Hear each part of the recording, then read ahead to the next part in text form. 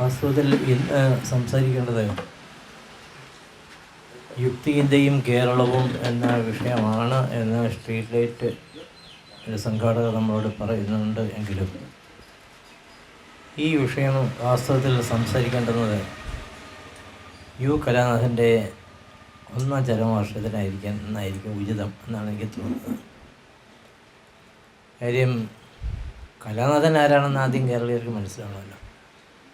അതിനുശേഷമാണ് അദ്ദേഹം മുന്നോട്ട് വെച്ചിട്ടുള്ള ഒരു ആശയം, അതിൻ്റെ ഒരു പ്രത്യേക അവസ്ഥാന്തരത്തെക്കുറിച്ച് സംസാരിക്കേണ്ടത്. കലാനാഥൻ ആരായിരുന്നു? നമ്മളൊക്കെ വിസ്മയിച്ചു പോകുന്ന ഒരു ചരിത്രം കലാനാഥനുണ്ട്, യു കലാനാഥനുണ്ട്. അദ്ദേഹം ഒരു അറിയപ്പെടുന്ന യുക്തിവാദിയാണ്. യുക്തിവാദത്തിലേക്കുള്ള അദ്ദേഹത്തിൻ്റെ യാത്ര ആരംഭിക്കുന്നത് കവിതയിൽ നിന്നാണ് എന്നുള്ളതാണ് ഏറ്റവും വലിയൊരു പ്രത്യേകത. അതും ചങ്ങമ്പുഴയുടെ കവിതയിൽ നിന്ന്. ചങ്ങമ്പുഴ കവിത വായിച്ച ഒരാൾ യുക്തിവാദിയാവുക എന്ന് പറഞ്ഞാൽ അത് നടക്കുന്നൊരു കാര്യമാണ്. പലർക്കും പെട്ടെന്ന് സംശയം തോന്നാം. ഈ ചങ്ങമ്പുഴയെക്കുറിച്ച് കേരളീയ സമൂഹം വിചാരിച്ചു വെച്ചിരിക്കുന്നത് അഗാധ ദുഃഖത്തിൻ്റെ കവിയാണ്, പ്രണയങ്ങളുടെ കവിയാണ്. ഞാൻ പ്രണയത്തിൻ്റെ കവി എന്നല്ല പറഞ്ഞത്, പ്രണയങ്ങളുടെ കവിയാണ്. അതുകൊണ്ട് തന്നെ പ്രണയ നൈരാശ്യങ്ങളുടെ കവിയാണ്. സ്വയം വിമർശനത്തിൻ്റെ കവിയാണ്. മനുഷ്യനെതിരെയുള്ള വിമർശനത്തിൻ്റെ പോലും കവിയാണ്. മലയാളത്തിലെ ആധുനിക കവിതയുടെ ആദ്യത്തെ സംഭാവന എന്ന് കണക്കാക്കാവുന്ന പാടുന്ന പിശാച് അടക്കമുള്ള കൃതികൾ എഴുതിയ കവിയാണ്. ഇങ്ങനെയൊക്കെയാണ് ചങ്ങമ്പുഴ. അതുമാത്രമല്ല, ചങ്ങമ്പുഴയെക്കുറിച്ച് ONV അടക്കമുള്ള ആളുകളുടെ ഒരു നിരീക്ഷണം എന്ന് പറയുന്നത് സ്ഥിരമായ ഒരു നിലപാടില്ലാത്ത ആളായിരുന്നു ചങ്ങമ്പുഴ. ചങ്ങമ്പുഴ ചിലപ്പോഴേ സ്ത്രീയെ വാഴ്ത്തി പാടിയിട്ടുണ്ട്, സ്ത്രീയെ നിന്ദിച്ചും പാടിയിട്ടുണ്ട്.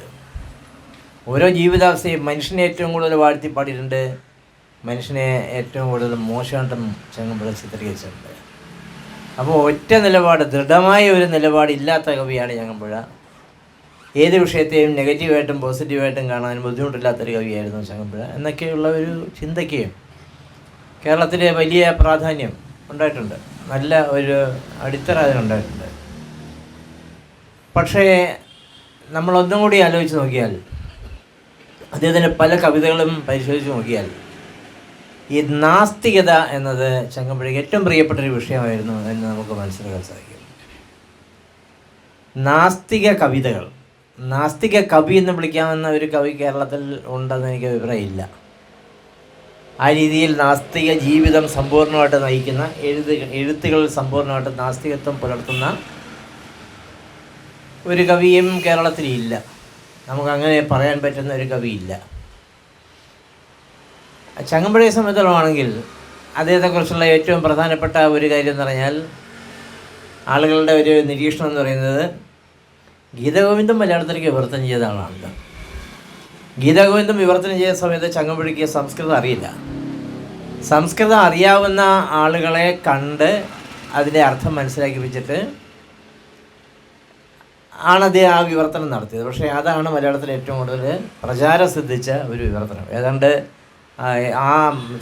പിന്നെ ജയദേവൻ ഉപയോഗിച്ച ഒരു താളക്രമമൊക്കെ തന്നെയാണ് അതിന് ഉപയോഗിച്ചിരിക്കുന്നത് എന്നുള്ളതുകൊണ്ടും ഒക്കെ അതാണ് ഏറ്റവും കൂടുതൽ ഇഷ്ടപ്പെട്ടത്. അപ്പോൾ ഈ ഗീതഗോവിന്ദം എന്ന് പറയുന്നത് കൃഷ്ണനെക്കുറിച്ചുള്ളൊരു കവിതയാണ്. കൃഷ്ണനും രാധയും തമ്മിലുള്ള ഏർപ്പാടുകളെ സംബന്ധിക്കുന്നൊരു കവിതയാണ്. വേണമെങ്കിൽ ഭക്തി എന്നും അല്ലെങ്കിൽ കാമം എന്നും ഒക്കെ പറയാവുന്ന ഒരു കവിതയാണ് ഗീതഗോവിന്ദം. അപ്പോൾ ആ ഗീതാഗോവിന്ദത്തെ എന്തായാലും നമ്മൾ കാമത്തിൻ്റെ അല്ലെങ്കിൽ രതിയുടെ ഒരു വലിയ അംശം സാന്നിധ്യം ഗീതാഗോവിന്ദത്തിലുണ്ടെങ്കിലും ആത്യന്തികമായിട്ട് കൃഷ്ണനെ വലുതാക്കി കാണിക്കുന്ന വലിയ ബിംബമായി ചിത്രീകരിക്കുന്ന ഒരു പുസ്തകമാണ് ഗീതാഗോവിന്ദം. ഈ ഗീതാഗോവിന്ദം മലയാളത്തിലേക്ക് എല്ലാവർക്കും മനഃപ്പാഠമാക്കത്തക്ക രീതിയിൽ പരിചയപ്പെടുത്തിയ വിവർത്തനം ചെയ്ത ഒരു കവി എങ്ങനെയാണ് നാസ്തിക കവി എന്ന് വിളിക്കാൻ സാധിക്കുക? അവിടെയാണ് ഒരു പ്രധാനപ്പെട്ട ഒരു കാഴ്ചപ്പാടിൻ്റെ പ്രശ്നം ഉണ്ടാകുന്നത്. അതായത്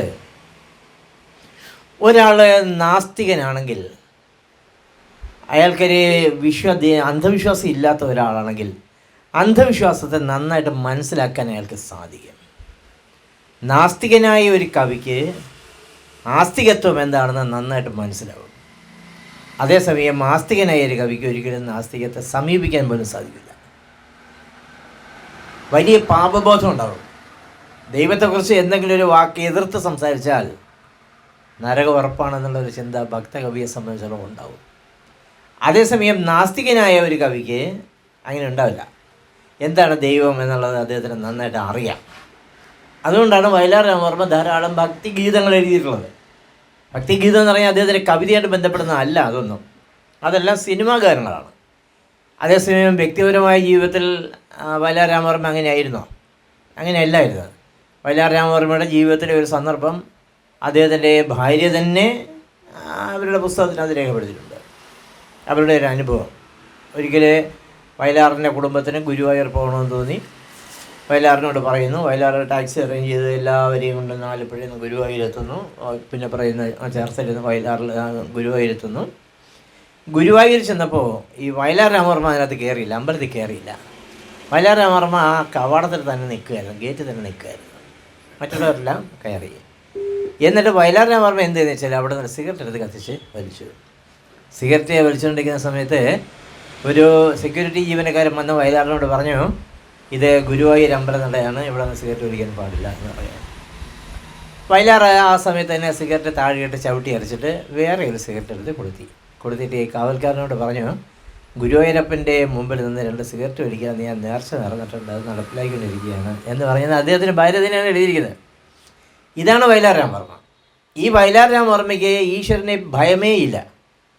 അതുകൊണ്ട് ഈശ്വരനെക്കുറിച്ച് എഴുതാം. ഈശ്വരനെക്കുറിച്ച് ഒരു ഭക്തിഗാനം സിനിമയ്ക്ക് വേണ്ടിയിട്ട് എഴുതാൻ അദ്ദേഹത്തിന് യാതൊരു മനസ്സാക്ഷി കുത്തുമില്ല. അതിന് കാര്യം എന്ന് വെച്ചാൽ ഇത്രയൊക്കെ ഉള്ളൂ ഈശ്വരൻ എന്ന് അദ്ദേഹത്തിന് നന്നായിട്ട് അറിയാം എന്നുള്ളതുകൊണ്ടാണ്. അതുകൊണ്ടാണ് ഈ അയ്യപ്പനെ കുറിച്ച് എഴുതുമ്പം ബുദ്ധനും നീയെ എന്നൊക്കെ അതിനകത്ത് പറയുന്നത്. അല്ലെങ്കിൽ വേറെ ആർക്കും അത് പറയാൻ സാധിക്കില്ല.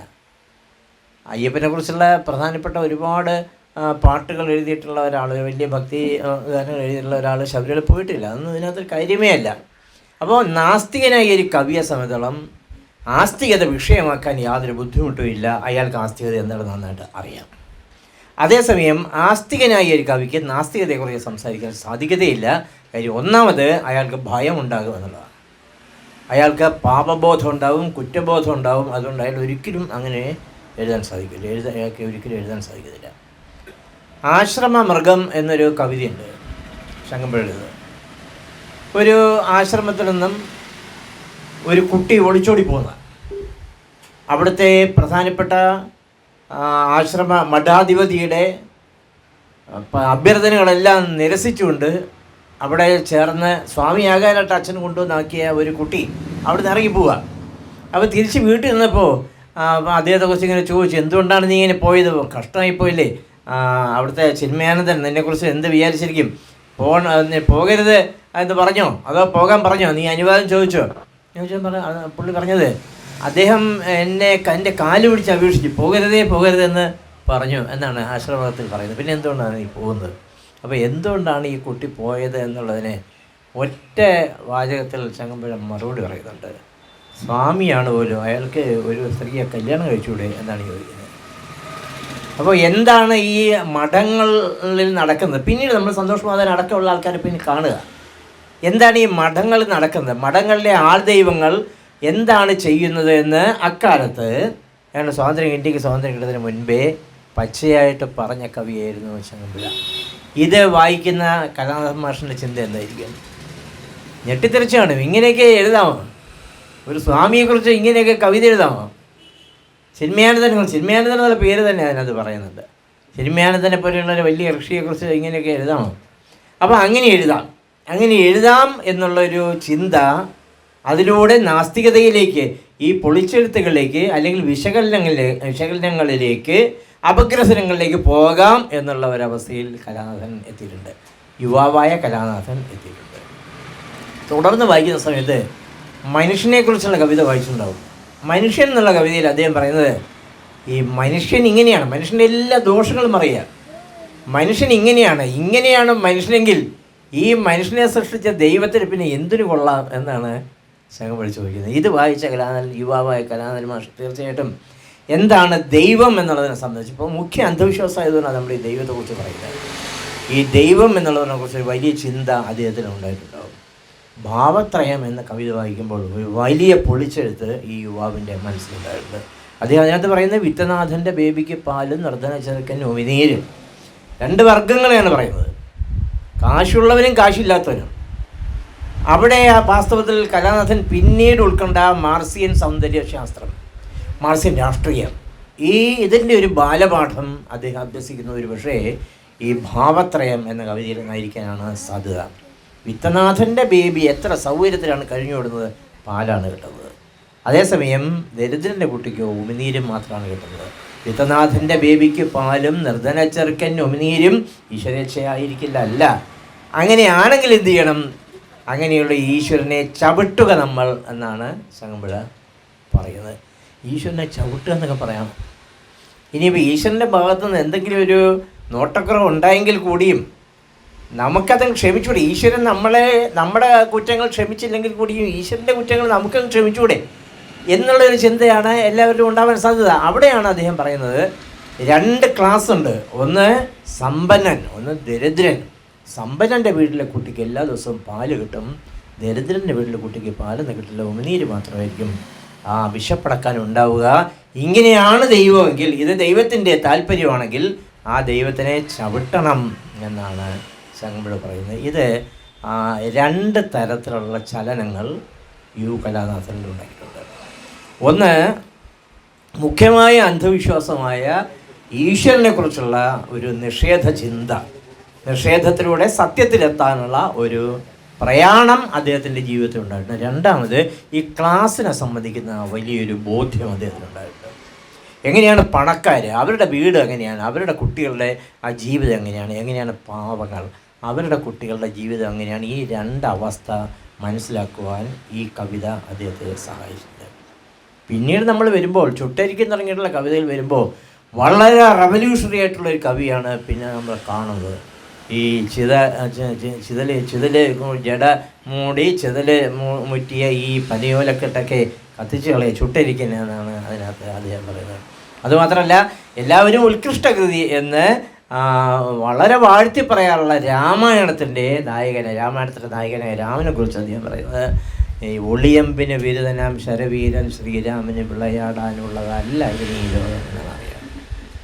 ഇക്കാലത്ത് രാമനാണ് ഏറ്റവും പ്രധാനപ്പെട്ട ഒരു ബിംബം. രാമനെ കാണിച്ചുകൊണ്ടാണ് നമ്മളോട് ജനങ്ങൾ വോട്ട് ചെയ്യാൻ പോലും പറയുന്നത്.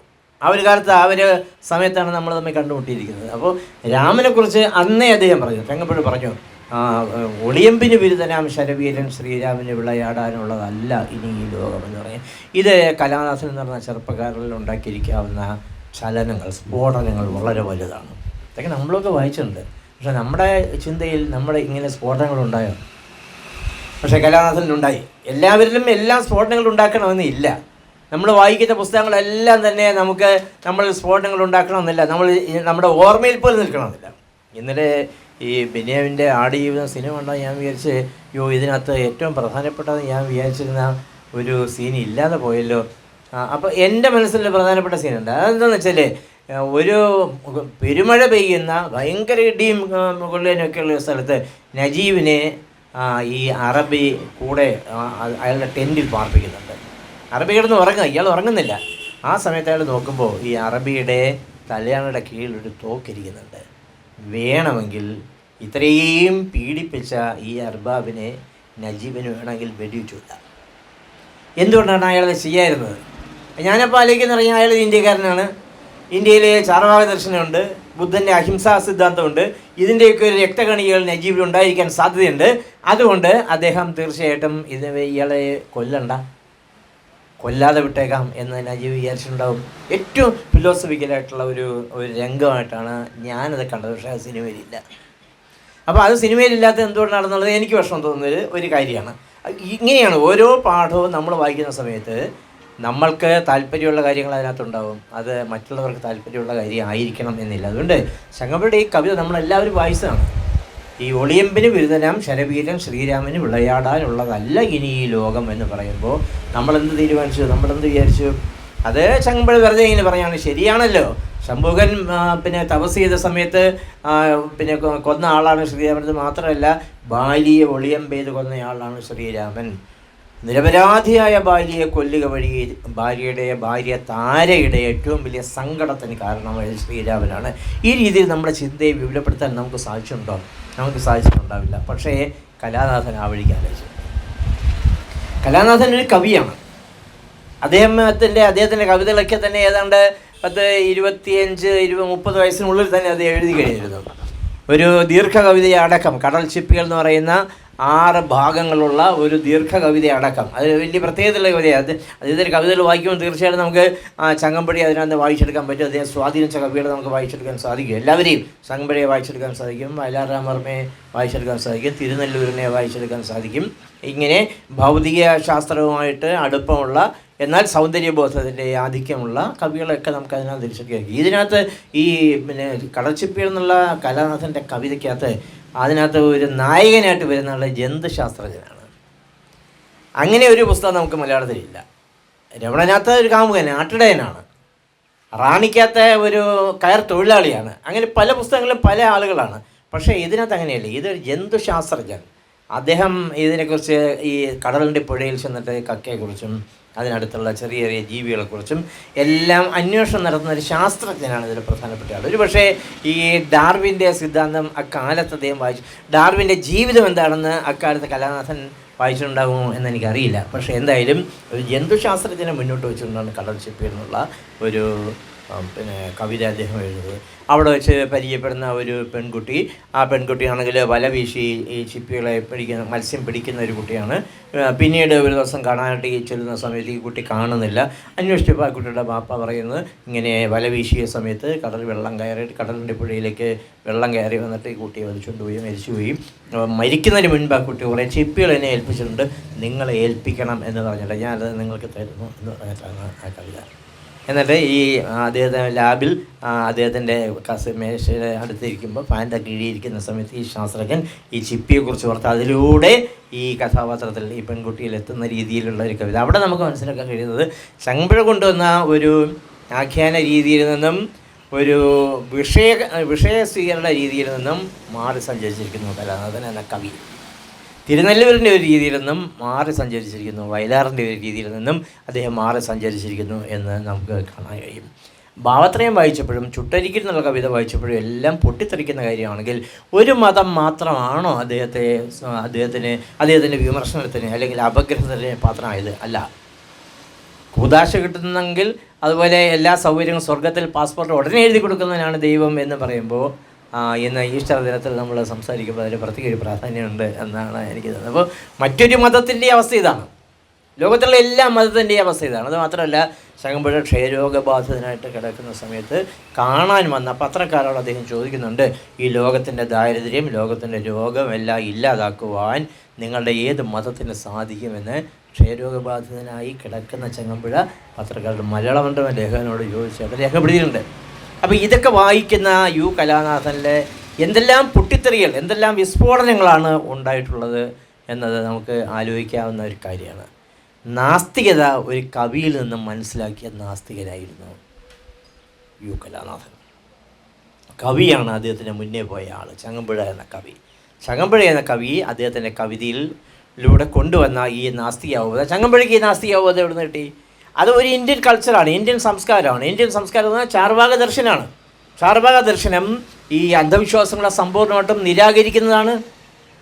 അന്ധവിശ്വാസങ്ങളെന്ന് മാത്രമല്ല, ജാതിയെ, മതങ്ങളെ, യാഗങ്ങളെ, ഇത്തരം വലിയ ഹോമങ്ങളെ, അശ്വമേധം തുടങ്ങിയിട്ടുള്ള വലിയ പരാക്രമങ്ങളെ എല്ലാം, യുദ്ധങ്ങളെ എല്ലാം നിരാകരിക്കുന്ന ഒരു ചിന്താധാരയാണ് ചാർവാക ദർശനം എന്ന് പറയുന്നത്. അത് പണ്ട് പൗരാണിക ഭാരതത്തിൽ തന്നെ ഉണ്ടായിരുന്നു.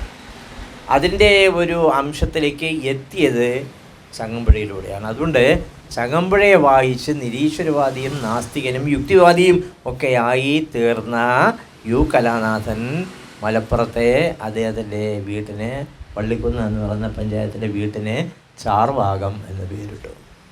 ആ വീട്ടിൽ താമസിച്ചുകൊണ്ട് കേരളത്തിലുടനീളം സഞ്ചരിച്ച് അന്ധവിശ്വാസങ്ങൾക്കെതിരെയും അനാചാരങ്ങൾക്കെതിരെയും ജാതി മതം തുടങ്ങിയിട്ടുള്ള അവസ്ഥകൾക്കെതിരെയും അദ്ദേഹം വലിയ പോരാട്ടം നയിച്ചു. യുക്തിവാദി എന്നുള്ള നിലയ്ക്ക് അദ്ദേഹത്തെ സ്വാധീനിച്ചവരല്ല വരിക്കും. കേരളത്തിൻ്റെ യുക്തിവാദത്തിന് ഈ ചാർവാക ദർശനത്തെ സ്വാംശീകരിച്ചവരാണ് നമ്മുടെ നവോത്ഥാന നായകന്മാരെല്ലാവരും തന്നെ. നാരായണ ഗുരുവിന് തീർച്ചയായിട്ടും എനിക്കും ഒരു പ്രതിഷ്ഠ നടത്താം എന്ന് തോന്നിയത് ഈ ബ്രാഹ്മണ മേധാവിത്വം അല്ല ശരി എന്ന ചാർവാകന്മാരുടെ ഒരു കാഴ്ചപ്പാടാണ്. ബ്രാഹ്മണന്മാർ മുന്നോട്ട് വയ്ക്കുന്ന അല്ലെങ്കിൽ മനുവാദികൾ എന്ന് മുന്നോട്ട് വെച്ചുകൊണ്ടിരിക്കുന്ന ഒരു ആശയമല്ല ശരി, എനിക്കും ഒരു ഈശ്വര പ്രതിഷ്ഠ വേണമെങ്കിൽ നടത്താം എന്നുള്ളൊരു കറേജിൽ, എന്നുള്ളൊരു ധൈര്യത്തിൽ നാരായണ ഗുരുവിനെ എത്തിച്ചത് ഈ ദർശനമാണ്. പിന്നെ നമ്മൾ ഇതിനെയൊക്കെ സമ്പൂർണ്ണമായിട്ട് നിരസിക്കുന്ന വേറൊരു നവോത്ഥാന നായകനെ നമ്മൾ കാണുന്നതാണ്. അദ്ദേഹം ബ്രഹ്മാനന്ദ സ്വാമി ശിവയോഗിയാണ്. ബ്രഹ്മാനന്ദ സ്വാമി ശിവയോഗി ഇത്തരം യാതൊരു തരത്തിലുള്ള ഈ മനുഷ്യാതീതമായ ശക്തികളെക്കുറിച്ച് നമ്മളോട് സംസാരിക്കുന്നില്ല. ജാതിക്കും മതത്തിനും എതിരെ, അന്ധവിശ്വാസങ്ങൾക്കെതിരെ സംസാരിക്കുകയാണ്. അയ്യങ്കാളിയാണെങ്കിൽ പറയുന്നത്, നിന്നെ സഹായിക്കാത്ത ദൈവത്തിന് നീ എന്തിനാണ് പണം കൊടുക്കുന്നത്, ഈ കല്ലിൽ ചെന്ന് ചെയ്തിട്ട് നല്ല കാര്യമുണ്ട് എന്ന് പച്ചയായിട്ട് പറഞ്ഞ അക്ഷരാഭ്യാസം ഇല്ലാത്ത അയ്യങ്കാളി, പുസ്തകങ്ങളൊന്നും വായിച്ചില്ലാത്ത അയ്യങ്കാളി ജീവിതം കൊണ്ട് തിരിച്ചറിഞ്ഞ ഒരു യാഥാർത്ഥ്യം ആളുകളോട് പറയുകയാണ്. നീ അമ്പലത്തിൽ പോയിട്ട് എന്താണ് കാര്യം, അവിടെ കൊണ്ടുവന്ന് പണം ഇട്ടിട്ട് എന്താണ് കാര്യമെന്ന് അദ്ദേഹത്തിന് സമൂഹത്തിലുള്ളവരോടും നമ്മളെ ഒരു പൊതുസമൂഹത്തോടും കേരളത്തോട് പറഞ്ഞ നവോത്ഥാന നായകനായിരുന്നു അയ്യങ്കാളി. പൊയ്യലപ്പച്ചനാണെങ്കിലോ അദ്ദേഹം ആദ്യം പരിചയപ്പെട്ട വിശ്വാസധാരകളെ നിരാകരിക്കുകയും രണ്ടാമത് വേറൊരു വിശ്വാസധാരയിൽ ചെന്ന് പെട്ടപ്പോൾ അവിടെയുള്ള പീഡാനുഭവങ്ങളെക്കുറിച്ച് വലിയ ചിന്ത നടത്തുകയും അതിൽ നിന്ന് മോചിതനാകുകയും ചെയ്ത് ഈ മതപരമായ കാഴ്ചപ്പാടുകളെ സമ്പൂർണ്ണമായിട്ടും എതിർത്ത് ലോകത്തിൻ്റെ രക്ഷയാണ് പിന്നെ ഒരു പ്രധാനപ്പെട്ട കാര്യം എന്ന് പറയുകയും ചെയ്ത ആളാണ്. നിഷേധത്തിൻ്റേതായ രീതി, ഈ നിഷേധത്തിൻ്റെ രീതി എവിടെ നിന്നുണ്ടാകുന്നു? നിഷേധത്തിൻ്റെ രീതി തീർച്ചയായിട്ടും പൗരാണിക ഭാരതത്തിൽ നിന്ന് ആരംഭിക്കുന്ന ഈ ചാർവാക ദർശനത്തിൻ്റെ ഒരു സ്രോതസ്സ് അറിഞ്ഞോ അറിയാതെയോ നമ്മുടെ എല്ലാ നവോത്ഥാന നായകരിലും ഉണ്ട് എന്ന് നമുക്ക് കാണാം. പി കെ റോസിക്ക് സിനിമയിൽ അഭിനയിക്കണം എങ്ങനെ തോന്നി? അത് സിനിമയൊന്നും എൻ്റെ കാര്യമല്ല എന്ന് ആ കുട്ടിക്ക് തോന്നരുതായിരുന്നോ? അങ്ങനെയില്ല. ആ കുട്ടി പറഞ്ഞത്, സിനിമയൊന്നും ഞാൻ കണ്ടിട്ടില്ല, കാക്കാരിഷ് നാടകത്തിലൊക്കെ ചെയ്ത് പരിചയമുണ്ട്, അച്ഛനും അമ്മയെ സമ്മതിക്കുകയാണെങ്കിൽ ഞാൻ വരാമെന്നാണ് പറയുന്നത്. അച്ഛനും അമ്മ എന്താ പറയുന്നത്? അയ്യോ, സിനിമയൊന്നും നമ്മൾക്ക് പറഞ്ഞിട്ടുള്ള കാര്യമില്ല, ഞങ്ങളുടെ കുട്ടിയെ ഞങ്ങൾ അങ്ങനെയൊന്നും വിടത്തൊന്നുമില്ല, അത് ശരിയല്ല, ഇതൊക്കെ തമ്പുരാക്കന്മാരുടെ കാര്യമാണ്, അതുകൊണ്ട് ഞങ്ങളുടെ കുട്ടിയെ വിടത്തില്ല എന്നല്ല പി കെ റോസിയുടെ അച്ഛനമ്മമാർ പറഞ്ഞത്. അവൾക്ക് ഇഷ്ടമാണെങ്കിൽ ഞങ്ങൾക്ക് ഇഷ്ടമാണ്, കൊണ്ടുപോയിക്കോളാനാണ് പറയുന്നത്. അപ്പോൾ അവർ അവരുടെ ചിന്തയിൽ ഈ മാറ്റം, ഈ ബ്രാഹ്മണ സമൂഹത്തിൻ്റെ ഇത് മാത്രമല്ല ലോകം, നമ്മളുടെയും കൂടെ അതാണ് ലോകം. എല്ലാത്തരം കലാപ്രവർത്തനങ്ങളിലും ദലിതരായിട്ടുള്ള കർഷക തൊഴിലാളികളായിട്ടുള്ള ആളുകൾക്കും പങ്കെടുക്കാം എന്നുള്ള ബോധം അവർ സൃഷ്ടിക്കുന്നത് അറിഞ്ഞോ അറിയാതെയോ പൗരാണിക ഭാരതത്തിലെ ഈ ചാർവാക ദർശനമാണ്. ഈ ചാർവാക ദർശനം തീർച്ചയായിട്ടും പിന്നീട് വന്ന നിരീശ്വരവാദികളെന്ന് പരസ്യമായിട്ട് പറഞ്ഞ ആളുകളുണ്ടായി. അതിൽ പ്രധാനപ്പെട്ട ആൾ സി കേശവനാണ്. സി കേശവൻ, അതിന് തൊട്ട് മുമ്പ് ഏതാണ്ട് അദ്ദേഹത്തിൻ്റെ കാലത്ത് തന്നെ ഉണ്ടായിരുന്ന സി വി കുഞ്ഞിരാമൻ ഈ അന്ധവിശ്വാസങ്ങളെയും അനാചാരങ്ങളെയും സമ്പൂർണ്ണമായിട്ട് എതിർത്ത ഒരാളാണ്. വളരെ ഫലിതപരമാണ്. അദ്ദേഹം മരിക്കുന്ന സമയത്ത് ഫിനിഷ്നെന്ന് 3 പ്രാവശ്യം പറയുമായിരുന്നു. ഇന്നലെ അങ്ങനെ അദ്ദേഹം മരിക്കുന്നത്. അതുമാത്രമല്ല, ഒരു ദിവസം അമ്പലത്തിൽ കയറി, അമ്പലത്തിൽ നിന്ന് കയറുക എന്ന് പറയുന്നത് ഈ കേവല യുക്തിവാദികൾ എതിർക്കുന്ന ഒരു കാര്യമാണ്. കേവല യുക്തിവാദി ഇല്ലെന്നാണ് പറയുന്നത്. പക്ഷേ അങ്ങനെയല്ല. ഇപ്പോൾ സന്ധ്യ ഉണ്ടോ? സന്ധ്യയില്ല. സന്ധ്യ നമ്മുടെ ഒരു തോന്നൽ മാത്രമാണ്. സൂര്യനൊരു സ്ഥലത്തുണ്ട്, സൂര്യൻ നിൽക്കുന്നു, പക്ഷേ സൂര്യൻ സഞ്ചരിക്കുന്നതാണ് അതിന് ശാസ്ത്രം നമ്മളോട് പറയുന്നത്. അപ്പോൾ സൂര്യൻ നിൽക്കുന്ന ഭൂമി കറങ്ങിക്കൊണ്ടിരിക്കുകയാണ്. ഭൂമി കറങ്ങുന്നതിനനുസരിച്ച് നമ്മുടെ ഈ സൂര്യരശ്മികളുടെ വിന്യാസത്തിന് വ്യത്യാസം ഉണ്ടാകുന്നു. അതുകൊണ്ട് ഈ ചുവപ്പ് നിറമൊക്കെ നമ്മൾ കാണുന്നതാണ്. അതുകൊണ്ട് സന്ധ്യ അല്ലെങ്കിൽ പ്രഭാതം എന്നൊന്നും ഇല്ല എന്ന് പറയുന്ന ആളുകളെയാണ് നമ്മൾ കേവല യുക്തിവാദികൾ എന്ന് പറയുന്നത്. സന്ധ്യയില്ല, അതൊരു കവിക്കും ജീവിക്കാൻ സാധിക്കില്ല, ഒരു കാമുകനും ജീവിക്കാൻ സാധിക്കില്ല. പ്രഭാതമില്ലാതെ ഒരു കവിക്കും ഒരു കാമുകനും ജീവിക്കാൻ സാധിക്കില്ല. അത് ഭൗതികതയിൽ അധിഷ്ഠിതമായിട്ടുള്ള സൗന്ദര്യബോധമാണ്. സൗന്ദര്യബോധം എന്ന് പറഞ്ഞാൽ ഭൗതികതയിൽ അധിഷ്ഠിതമാണ്. ഏത് കാര്യം നമ്മുടെ സങ്കല്പിക്കാനുള്ള കഴിവ് നമുക്ക് എങ്ങനെ ഉണ്ടാകുന്നു? നമ്മൾ ജീവിച്ചിരിക്കണം. അതാണ് ഒന്നാമത്തെ കാര്യം എന്ന് പറയുന്നത്. ജീവിച്ചിരിക്കുകയാണെങ്കിൽ ജീവിച്ചിരിക്കുന്നവരിൽ സൗന്ദര്യബോധത്തിൻ്റെ തരംഗദൈർഘ്യത്തിൽ വ്യത്യാസമുണ്ടെങ്കിൽ അയാൾക്ക് അസാധാരണമായ കൽപ്പനകൾ തോന്നും. സൂര്യകാന്തി പൂവ് പ്രണയിക്കുന്നു എന്ന് തോന്നും. ഒരു മുയലിന് 9 കൊമ്പുണ്ട് എന്ന് തോന്നും. റോബോട്ടുകൾ മനുഷ്യനെ എക്സിബിറ്റ് പ്രദർശിപ്പിക്കുന്നിടത്ത് തോന്നും. ഇതൊക്കെ തോന്നണമെന്നുണ്ടെങ്കിൽ അയാൾ ജീവിച്ചിരുന്നേ പറ്റുള്ളൂ. അപ്പോൾ ജീവിച്ചിരിക്കുന്ന ഒരാളുടെ ചിന്താപദ്ധതിയാണ്. എന്താണ് ആത്മീയത? ആത്മാവ് എന്താണ്? ആത്മാവെന്ന് പറയുന്നത് ജീവിച്ചിരിക്കുന്ന ഒരാളിൻ്റെ ഒരു ചിന്താപദ്ധതിയാണ്. അല്ലാതെ ആത്മാവിനെ നമുക്ക് ചെന്ന് തൊടാൻ പറ്റില്ല. ആത്മാവിന് മരണമില്ലാത്തൊരു കാര്യം നാശമേ ഇല്ല എന്നാണ് ആസ്തികരായിട്ടുള്ള ആളുകൾ പറയുന്നത്. അങ്ങനെയാണെങ്കിൽ നമുക്ക് സ്വാഭാവികമായിട്ടുണ്ടാകുന്നൊരു കാര്യം എന്തുകൊണ്ടാണ് എല്ലാ ഭക്തകവികളും ഭക്തകവികളും മരിച്ചതിന് ശേഷം അവരുടെ ആത്മാവ് ഒരു വരി പോലും എഴുതാത്തത് എന്നുള്ള സംശയം നമുക്ക് ഉണ്ടാവും. ആത്മാവല്ല ഒരാളിനെ കൊണ്ട് എഴുതിയിരിക്കുന്നത്. ജീവിച്ചിരിക്കുന്ന അയാളുടെ ഭൗതിക ബോധം ഈ സൗന്ദര്യബോധവുമായി, ഭാവനാശേഷിയുമായി, കൽപ്പനാശേഷിയുമായി, സങ്കല്പശേഷിയുമായി ചേർന്ന് പ്രവർത്തിക്കുമ്പോഴാണ് ഇത്തരം സങ്കല്പങ്ങൾ ഉണ്ടാകുന്നത്. വ്യാസനാണ് സങ്കല്പങ്ങളുടെ അങ്ങേയറ്റം. ഞാനങ്ങനെ പോയാൽ മഹാഭാരതത്തിലെ ഒരുപാട് ദൃശ്യങ്ങൾ നിങ്ങളോട് പറയേണ്ടി വരും. ഞാൻ ആ വഴിക്ക് പോകുന്നില്ല. കവിയായ കലാനാഥനെ ചങ്ങമ്പുഴയിലെ സൗന്ദര്യബോധം ഭൗതികത അടിത്തറയായിട്ടുള്ള സൗന്ദര്യബോധം അദ്ദേഹത്തെ സ്വാധീനിച്ചിട്ടുണ്ട്. അതുവഴി അദ്ദേഹം ചാർവാക ദർശനത്തിലെത്തിയിട്ടുണ്ട്. അങ്ങനെയാണ് ചാർവാക എന്നുള്ള പേര് അദ്ദേഹത്തിൻ്റെ വീട്ടുപേരാണ് സ്വീകരിക്കുന്നത്. സി വി കുഞ്ഞിരാമനോടൊപ്പം തന്നെ ഉണ്ടായിരുന്ന വേറൊരു പ്രധാനപ്പെട്ട ആൾ, ഈ ദൈവവിശ്വാസത്തെ സമ്പൂർണ്ണമായിട്ട് എതിർത്ത ഒരാൾ എം സി ജോസഫാണ്. എം സി ജോസഫ് മരിക്കുന്ന സമയത്ത് അദ്ദേഹത്തിൻ്റെ മൃതശരീരം കോഴിക്കോട് മെഡിക്കൽ കോളേജിലെ വിദ്യാർത്ഥികൾക്ക് പഠിക്കാനായി കൊടുക്കുകയായിരുന്നു. അതൊരു മാതൃകയായിരുന്നു. അങ്ങനെ പഠിക്കാൻ കൊടുക്കാമോ? മരണാനന്തരം എന്താണ് സംഭവിക്കുന്നത്? നമ്മുടെ മൃതശരീരത്തിന് മരണാനന്തരം എന്താണ് സംഭവിക്കുന്നത്? മരണാനന്തരം നമ്മൾ മെഡിക്കൽ കോളേജിലെ വിദ്യാർത്ഥികൾക്ക് കൊടുത്താൽ പിന്നെ എങ്ങനെയാണ് സ്വർഗത്തിലേക്ക് പോകുന്നത്? സ്വർഗത്തിന് ഒരുപാട് സാധ്യതയുണ്ട്.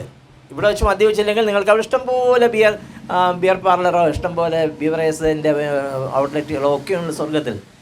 ഒരുപാട് ഹൂറികളുണ്ട്, സുന്ദരികളുണ്ട്. അപ്പോൾ എല്ലാ ദിവസവും നിങ്ങൾക്ക് ഇത്തരം കാര്യങ്ങളിൽ ഇടപെടാമെന്ന് മതം വാഗ്ദാനം ചെയ്യുമ്പോൾ അതൊന്നുമല്ല ശരി എന്ന ഒരു ഭൗതികമായ കാഴ്ചപ്പാട് ഒരുപാട് ആളുകൾ വെച്ച് കൊടുക്കുന്നുണ്ട്. അങ്ങനെയുള്ള ഒരാളാണ് മരിച്ചാൽ എൻ്റെ മൃതശരീരം മെഡിക്കൽ കോളേജിലെ വിദ്യാർത്ഥികൾക്ക് പഠിക്കാൻ കൊടുക്കണമെന്ന് പറഞ്ഞ യുക്തിവാദികളുടെ ആദ്യത്തെ സഞ്ചാരികളുടെ ഒരാളായിരുന്നു എം സി ജോസഫ്. അമ്പലത്തിൽ കയറിയ സി വി കുഞ്ഞിരാമനുണ്ട്. അത് വെറുതെ കയറിയതാണ്, കാണാനായിട്ട് കയറിയ ഇദ്ദേഹം പുറത്ത് വന്ന സമയത്ത് ഒരാൾ ചോദിച്ചു, നിങ്ങളെ ദൈവവിശ്വാസിയൊന്നും അല്ലല്ലോ, നിങ്ങൾ പിന്നെ എന്താണ് അമ്പലത്തിൽ കയറിയത്? അപ്പോൾ പുള്ളി ഭയങ്കര ഫലിതക്കാരനാണ്. പുള്ളി പറഞ്ഞത് ഇൻ കേസ് ദൈവം ഉണ്ടെന്ന് വെച്ചോളൂ, അങ്ങനെയാണെങ്കിൽ ഞാൻ മരിച്ചു ചെല്ലുമ്പോൾ ഒരു സാധ്യത ഉണ്ടാകണ്ടേ എന്ന് വിചാരിച്ചാൽ മതി എന്നാണ് പറഞ്ഞത്. അപ്പോൾ അത്രമാത്രം മനുഷ്യൻ്റെ ഒരു ചിന്താ രീതികളെ, അതായത് ഒരു പക്ഷേ ദൈവം ഉണ്ടെങ്കിലോ ഞാൻ അങ്ങനെയൊക്കെ പറയാമോ, എൻ്റെ കയ്യിലുള്ള ഒരു 50 പൈസ ഉണ്ട്, എൻ്റെ കയ്യിൽ 5 രൂപയുടെ ഒരു തൊട്ടുണ്ട്, അത് ഞാൻ ഇടാതെ പോയാലോ ദൈവം എന്നെ ശ്രദ്ധിക്കത്തില്ലേ, ആ ദൈവത്തിന് എന്ത് തോന്നും, അങ്ങനെയൊക്കെയുള്ള ചിന്ത സി വി കുഞ്ഞിരാമൻ അധിക്ഷേപിക്കുന്നതാണ് നമ്മൾ കാണുന്നത്. സി വി കുഞ്ഞിരാമനും എം സി ജോസഫ് എല്ലാം ചേർന്നാണ് യുക്തിവാദി എന്ന പേരുള്ള ഒരു മാസിക തന്നെ ഇരിങ്ങാലക്കുടയിൽ നിന്നും ഉണ്ടാക്കിയത്, പ്രസിദ്ധീകരിച്ചു തുടങ്ങുന്നത്. പിന്നീട് വരുന്ന യുക്തിവാദികൾ പവനോടൊപ്പം തന്നെ ശ്രീലങ്കയിൽ നിന്നും ഒരു പ്രൊഫസർ ഇളക്കിവിട്ട വലിയൊരു കാറ്റ്, ഒരു വലിയ കൊടുങ്കാറ്റ്, സുനാമി പോലെയുള്ള ഒരു വലിയ സമുദ്ര തരംഗമുണ്ടായി. അത് ഡോക്ടർ എ ടി ഗോവരാണ്. ഡോക്ടർ എ ടി ഗോവരുടെ യുക്തിബോധത്തെ നമ്മൾ സമരോത്സുക യുക്തിവാദം എന്നാണ് പറയുക. നേരിട്ട് ഇടപെടുകയാണ്. ഒരിടത്ത് ചാത്തൻ ഉണ്ടെന്നൊരാൾ പറഞ്ഞാൽ അവിടെ ചെന്നിടപെടുക. നാരായണഗുരു അങ്ങനെ ചെന്ന് ഇടപെട്ടിട്ടില്ല. നാരായണഗുരുവിനെ വന്ന് കാണുകയായിരുന്നു ആളുകൾ. ഞങ്ങളുടെ വീട് ചാത്തൻ്റെ ഉപദ്രവമുണ്ട്, സ്വാമി ഒന്ന് സഹായിക്കണം, ഞങ്ങൾക്ക് ഇതൊന്ന് മാറ്റി തരണം എന്ന് പറയുമ്പോൾ അദ്ദേഹം ചാത്തനെ എഴുത്തു കൊടുത്തേക്കുകയാണ്. അവിടെ ചെന്ന് നിന്ന് വായിച്ചാൽ മാത്രം മതി, എൻ്റെ സുഹൃത്തായ പെരേര നിങ്ങളുടെ കാരണം കൊണ്ട് കഷ്ടപ്പെടുകയാണ്, അതുകൊണ്ട് ഇനി മേലാൽ ഇദ്ദേഹത്തെ ഉപദ്രവിക്കരുത് എന്ന് ചാത്തനൊരു കത്ത് കൊടുത്ത് വിടുകയാണ് നാരായണഗുരു ചെയ്യുന്നത്. നാരായണഗുരു അങ്ങനെ ചെയ്തിട്ടുള്ളൂ. പക്ഷേ എ ടി ഗോവർ അങ്ങനെയല്ല, നേരെ അവിടെ ചെല്ലുകയാണ്, ചാത്തനുള്ള സ്ഥലത്ത് ചെല്ലുകയാണ്. നേരെ അവിടെ ചാത്തനെ പിടികൂടുക. എന്തായാലും ഇയാളുടെ പ്രശ്നങ്ങൾ ചോറിനകത്തൊക്കെ മുടി കാണുന്നു. വെറുതെ ഇരിക്കുന്ന സമയത്ത് എവിടെ നിന്നറിയാം ഈ കല്ല് വന്ന് ദേഹത്ത് വീഴുന്നു. ഇത് ചാത്തനാണ്. ചാത്തൻ്റെ ഒരു സാന്നിധ്യം വീട്ടിലുണ്ട്, അതുകൊണ്ടാണ് സംഭവിക്കുന്നത് എന്ന് തിരിച്ചറിയുന്ന സ്ഥലത്ത് ഡോക്ടർ എ ടി ഗോവരെത്തി ഓരോരുത്തരെയും മാറി പ്രത്യേക മുറിയിൽ വിളിച്ച് സംസാരിപ്പിക്കുകയാണ്. എവിടെ നിന്നാണ് ഈ കല്ല് വന്നത്, ഈ കല്ല് പിന്നെ എവിടെ നിന്ന് ശേഖരിച്ച കല്ലാണ്, എന്ത് തരം കല്ലാണ്, മെറ്റലാണോ, മെറ്റൽ ഇവിടെയുള്ള സ്ഥലമാണോ എന്നൊക്കെയുള്ള കാര്യങ്ങളെക്കുറിച്ച് അന്വേഷിച്ച് അദ്ദേഹം കണ്ടുപിടിക്കുകയാണ്. ആ വീട്ടിൽ തന്നെയുള്ള ഒരാളാണ് ഈ ചാത്തൻ്റെ വേഷം കെട്ടിയിരിക്കുന്നത് എന്ന് കണ്ടുപിടിക്കുക. അദ്ദേഹത്തിൻ്റെ കേസ് ഡയറി, ഒരുപാട് കേസുകൾ അദ്ദേഹം പരിശോധിച്ചു. ആ കേസ് ഡയറിയിൽപ്പെട്ട ഒരു കേസാണ് പുനർജന്മം എന്ന സിനിമയായിട്ട് നമ്മൾ കാണുന്നത്. അന്ന് ഈ നിരീശ്വരവാദത്തിന് യുക്തിവാദത്തിന് കേരളത്തിൽ വലിയ പ്രസിദ്ധി ഉണ്ടായിരുന്നു. അന്ന് കേരളത്തിലെ വളരെ പ്രധാനപ്പെട്ട ഒരു മാസിക, ഒരു വാരിക, ജനയുഗം വാരിക, എ ടി ഗോവറിൻ്റെ ഡയറി കുറിപ്പുകളെല്ലാം മലയാളത്തിലേക്ക് വിവർത്തനം ചെയ്ത് പ്രസിദ്ധീകരിച്ചിരുന്നു. ജോൺസൺ ഐലൂർ, അതുപോലെ തന്നെ ഇടവർഗ തുടങ്ങിയിട്ടുള്ള ആളുകളാണ് ഇത് ചെയ്തിരുന്നത്. എ ടി ഗോവർ ഉണ്ടാക്കിയ വലിയ തരംഗം, ആ തരംഗം കേരളത്തിൽ ഏറ്റെടുത്തവരിൽ പ്രധാനപ്പെട്ട ഒരാൾ യു കലാനാഥൻ ആയിരുന്നു. ആ തരംഗം ഏറ്റെടുത്ത ഒരു നിരവധി ആളുകളുണ്ട്. ഇടവർഗ അക്കൂട്ടത്തിൽ ഒരാളാണ്, പവനൻ അക്കൂട്ടത്തിൽ ഒരാളാണ്, ജോൺസൺ ഐരൂര് അക്കൂട്ടത്തിൽ ഒരാളാണ്, അക്കൂട്ടത്തിൽപ്പെട്ട ഒരു പ്രധാനപ്പെട്ട ആളാണ് യു കലാനാഥൻ, സമരോത്സുക യുക്തിവാദത്തിൻ്റെ ആൾ. സമരോത്സുക യുക്തിവാദത്തിൽ എങ്ങനെയായിരിക്കണം? ഇതുപോലെ ആശയം മാത്രം പറഞ്ഞ ആളെന്നാൽ പോരാ. ഞാനൊക്കെ കാണിക്കുന്ന പരമാവധി വിപ്ലവം എന്ന് പറഞ്ഞാൽ ഈശ്വര പ്രാർത്ഥനയ്ക്ക് എഴുതേക്കത്തില്ല എന്നുള്ളത് മാത്രമാണ്. ഈശ്വര പ്രാർത്ഥനയ്ക്ക് എഴുതേക്കാതിരിക്കുക അതൊന്നും വലിയ വിപ്ലവമൊന്നുമല്ല. നമ്മൾ ഇവരൊക്കെ ആയിട്ട് കമ്പയർ ചെയ്ത് നോക്കിയാൽ അതൊന്നും വിപ്ലവമല്ല. പക്ഷെ അവർ ഈ സമരോത്സവ യുക്തിവാദത്തിൻ്റെ ആൾക്കാർ എന്താ ചെയ്തതെന്ന് വെച്ചാൽ, ശബരിമലയിൽ മകരവിളക്ക് കത്തിക്കുന്നത്, മകരവിളക്ക് തെളിയാണ്, മകരജ്യോതി തെളിയാണ്. അങ്ങനെ ഒരു ജ്യോതിയും തെളിയത്തില്ലെന്ന് ശാസ്ത്രബോധമുള്ള എല്ലാവർക്കും അറിയാം. അതുകൊണ്ട് ഇവരെന്ത് ചെയ്യുന്നത് വെച്ചാൽ നേരെ അവിടെ പോവുക. കലാനാഥൻ അടക്കമുള്ള ആളുകൾ, ഇവിടെ തിരുവനന്തപുരത്തുകാരനായ ധനുവച്ചവന സുകുമാരൻ അടക്കമുള്ള കുറേ ആളുകൾ കുറേ അമിട്ടുകളൊക്കെ വാങ്ങിച്ചിട്ട് നേരെ പൊന്നമ്പലം വേണ്ടി പോവുക. ഞാൻ പൊന്നമ്പലം വേണ്ടി പോയിട്ടുള്ള ഒരാളാണ്. ഞാൻ അവിടെ നിന്നിട്ട് ശബരിമല ക്ഷേത്രം കണ്ടിട്ടുള്ള ഒരാളാണ്. അവിടെ ഇത് കത്തിക്കുന്ന സ്ഥലം ഞാൻ കണ്ടിട്ടുണ്ട്. ഇവരെല്ലാവരും കൂടെ പോവുകയാണ്. അന്ന് ആരും അറിയുന്നില്ല മകരവിളക്ക് പൊളിയാൻ പോകുന്നു എന്നുള്ള കാര്യം ആരും അറിയുന്നില്ല. അപ്രതീക്ഷിതമായിട്ട് ഇവരവിടെ ചെല്ലുമ്പോൾ കാണുന്ന കാഴ്ച എന്ന് പറയുന്നത്, സർക്കാരിൻ്റെ ആളുകൾ, ഇലക്ട്രിസിറ്റി ബോർഡിൻ്റെയും വനംവകുപ്പിൻ്റെയും പോലീസിൻ്റെയും ആളുകൾ ഒന്നിച്ചു ചേർന്നിട്ട് ഒരു വലിയ തട്ടത്തിൽ ഇഷ്ടംപോലെ കർപ്പൂരം കത്തിച്ചിട്ട് നനഞ്ഞ ചാക്ക നനച്ചടുത്ത് വെച്ചുകൊണ്ട് 3 തവണ ഇങ്ങനെ പൊക്കി കാണിക്കും. ഇതെങ്ങനെ അറിയും? ആകാശവാണിക്കാരുടെ ഒരു ഇതാണ്. പൊന്നമ്പലം വീട്ടിലേക്ക് അല്ല, ശബരിമല ക്ഷേത്രത്തിലേക്ക് ഇതാ സ്വർണ്ണയങ്കി തിരുവാഭരണം വന്നിരിക്കുന്നു എന്ന് ആകാശവാണിക്കാർ പറയുന്ന സമയത്ത് നമ്മുടെ ചില കവികളൊക്കെ ആകാശവാണിയുടെ ഈ ഇത് കമൻട്രി വായിക്കാൻ പോയിട്ടുണ്ടെന്നുള്ള കാര്യം സന്ദർഭവശാൽ ഞാൻ ഓർത്തു പോവുകയാണ്. എന്തായാലും അങ്ങനെ പറയുന്ന സമയത്താണ് ഇത് കത്തിക്കുന്നത്. അതാണ് അവർക്ക് കിട്ടുന്ന അന്നത്തെ മെസ്സേജ് എന്ന് പറയുന്നത്. 3 പ്രാവശ്യം ഇതിനെ പൊക്കി കാണിക്കുക, ഇത് അടച്ചു വയ്ക്കുക. ഇവിടെ താഴെ ആളുകൾ ധാരാളം നിന്നുള്ള സ്വാമി അത്ഭുതം കണ്ടതുപോലെ മകരജ്യോതി തെളിഞ്ഞിരിക്കുന്നു, സ്വാമി രക്ഷിക്കണേ, എൻ്റെ കൊച്ചിത്താണ് SLC പരീക്ഷയ്ക്ക് ജയിക്കണേ, എനിക്ക് ഭാഗ്യക്കുറി അടിക്കണേ എന്നുള്ള വ്യക്തിപരമായ കാര്യങ്ങൾ, അല്ലാതെ വിയറ്റ്നാം യുദ്ധം അവസാനിക്കണമെന്നോ കൊറിയൻ യുദ്ധം അവസാനിക്കണമെന്നോ ഒന്നും ആരും ഇന്നേ വരെ മകരവിളക്ക് കണ്ടിട്ട് പറഞ്ഞിട്ടില്ല. അവനവൻ്റെ സ്വന്തം കാര്യങ്ങൾ പറഞ്ഞിട്ടുണ്ട് എന്ന് മാത്രമല്ല, അത് മാത്രമാണ് ഇതെല്ലാം ഈ വ്യാജമായിട്ട് കത്തിക്കുന്ന വിളക്കിനെ നോക്കിയാണ് ചെയ്തിരുന്നത്. അപ്പോൾ കലാനാഥൻ അടക്കമുള്ള കുറേ ആളുകൾ, സമരോത്സവ യുക്തിവാദത്തിൻ്റെ കാര്യം ഞാൻ പറയുന്നത്, കലാനാഥൻ അടക്കമുള്ള കുറേ ആളുകൾ അവിടെ ചെന്നിട്ട് കുറേ അമിട്ടുകളും പടക്കങ്ങളും ഒക്കെ ആയിട്ട് അവിടെ ചെന്നത് എല്ലാം കത്തിച്ചു. അപ്പോൾ അവിടെ നോക്കുമ്പോൾ, ശബരിമലയിൽ നോക്കുന്ന സമയത്ത് ദൂരെ പൊന്നമ്പലം വീട്ടിൽ ഒരു മകരവിളക്ക് മാത്രമല്ല, നിരവധി മകരവിളക്കുകൾ കാണുകയും തെളിയുകയും മറയുകയും എല്ലാം ചെയ്യുന്നു. അങ്ങനെയാണ് ഇത് പൊളിക്കുന്നത്. 2ാമത്തെ പ്രാവശ്യം സർക്കാർ സുസജ്ജമായിരുന്നു. അവിടെ കയറി ചെന്ന എല്ലാവരെയും അതിശക്തമായിട്ട് ക്രൂരമായിട്ട് മർദ്ദിച്ചു. ഇത് സർക്കാരിൻ്റെ ഒരു കാര്യമാണ്. ഈ സർക്കാരിൻ്റെ കാര്യത്തോട് വിയോജിച്ച ഒരു DIG നമുക്കുണ്ടായിരുന്നു, കൃഷ്ണൻ നായർ എന്ന് പറയുന്ന ഒരു DIG. അദ്ദേഹം പറയും ഇത് കള്ളത്തലാണ്, ഇത് ഉണ്ടാക്കുന്നത് തന്നെയാണ്. സുഗതകുമാരി ഇതിനെ വിയോജിച്ച ഒരാളാണ്, ഇത് കള്ളത്തലാണ്, സ്വാമി അയ്യപ്പൻ്റെ പേരിൽ ഇത് നടത്തരുത് എന്ന് പറഞ്ഞ ഒരു സാമൂഹിക പ്രവർത്തകൻ കവിയായിരുന്നു സുഗതകുമാരി. അപ്പോൾ ഈ സമരോത്സവ യുക്തിവാദത്തിൻ്റെ ഭാഗമാണ് അവിടെ ചെന്നിട്ട് പൊളിച്ച് കാണിക്കുക. 2ാമത് യുക്തിവാദികൾക്ക് നേരിടാവുന്ന ഏറ്റവും വലിയ പ്രശ്നം എന്ന് പറഞ്ഞാൽ ശാരീരികമായ പീഡനങ്ങളാണ്. അടി പല കാര്യങ്ങളിൽ നമ്മളൊക്കെ തലനാരിഴയ്ക്കാണ് പല സ്ഥലങ്ങളിൽ രക്ഷപ്പെട്ടു പോയിട്ടുള്ളത്. സംസാരിച്ച് കഴിയുമ്പോൾ നമ്മൾ സംസാരിക്കുന്ന ഭാഷയല്ല അവരുപയോഗിക്കുന്ന പച്ചത്തെറിയാണ്. നമ്മളൊരിക്കലും പരസ്യമായിട്ട് പറയാത്ത പച്ചത്തെറിയാണ് അവരുപയോഗിക്കുന്നത്. അതുകൊണ്ടാണ് ആർഷ ഭാരത സംസ്കാരം എന്നുള്ള ഷോർട്ട് ഫോം ആഭാസം എന്നാണ് നമ്മൾ പലപ്പോഴും പറഞ്ഞു പോകുന്നത്. ആ രീതിയിലാണ് അവരുടെ പ്രതികരണങ്ങൾ.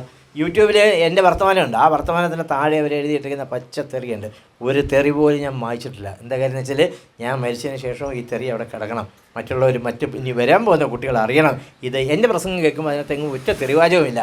ഒരു തെറിവാചകം പോലും പറയാത്ത ആളിനോട് ഇങ്ങനെയാണല്ലോ ആർഷഭാരത സംസ്കാരക്കാർ പെരുമാറിയത് എന്ന് അറിയണം എന്നുള്ളതുകൊണ്ട് ഒരൊറ്റ തെറി കമൻറ്റും ഞാൻ മായിച്ചു കളഞ്ഞില്ല.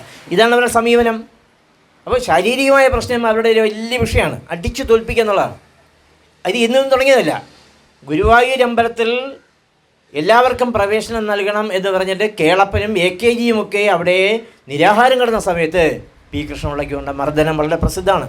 P. കൃഷ്ണപിള്ളയെ ശാരീരികമായിട്ട്, സഖാവ് കൃഷ്ണപിള്ളയെ ശാരീരികമായിട്ട് നേരിടുകയായിരുന്നു അന്നത്തെ ഈ ആർഷഭാരത സംസ്കാരക്കാർ ചെയ്തത്. പക്ഷെ പിന്നീട് ഈ സമരോത്സവ യുക്തിവാദത്തിൻ്റെ ഭാഗമായിട്ട് പവനനും കലാനാഥനും അടക്കമുള്ള ആളുകൾ നേരെ ഗുരുവായൂരിലേക്ക് മാർച്ച് ചെയ്തു. എന്താ കാര്യം എന്ന് വെച്ചാൽ ഗുരുവായൂരിലെ സ്വർണ്ണക്കൊടിമരം ഉണ്ടാക്കുകയോ അതിൻ്റെ മേൽക്കൂര സ്വർണ്ണം പൂശുകയോ എന്തോ ചെയ്യുന്ന ഒരു പരിപാടിയാണ്. അപ്പോൾ അങ്ങനെ ചെയ്ത് നിങ്ങൾ പണം പാഴാക്കി കളയരുത്.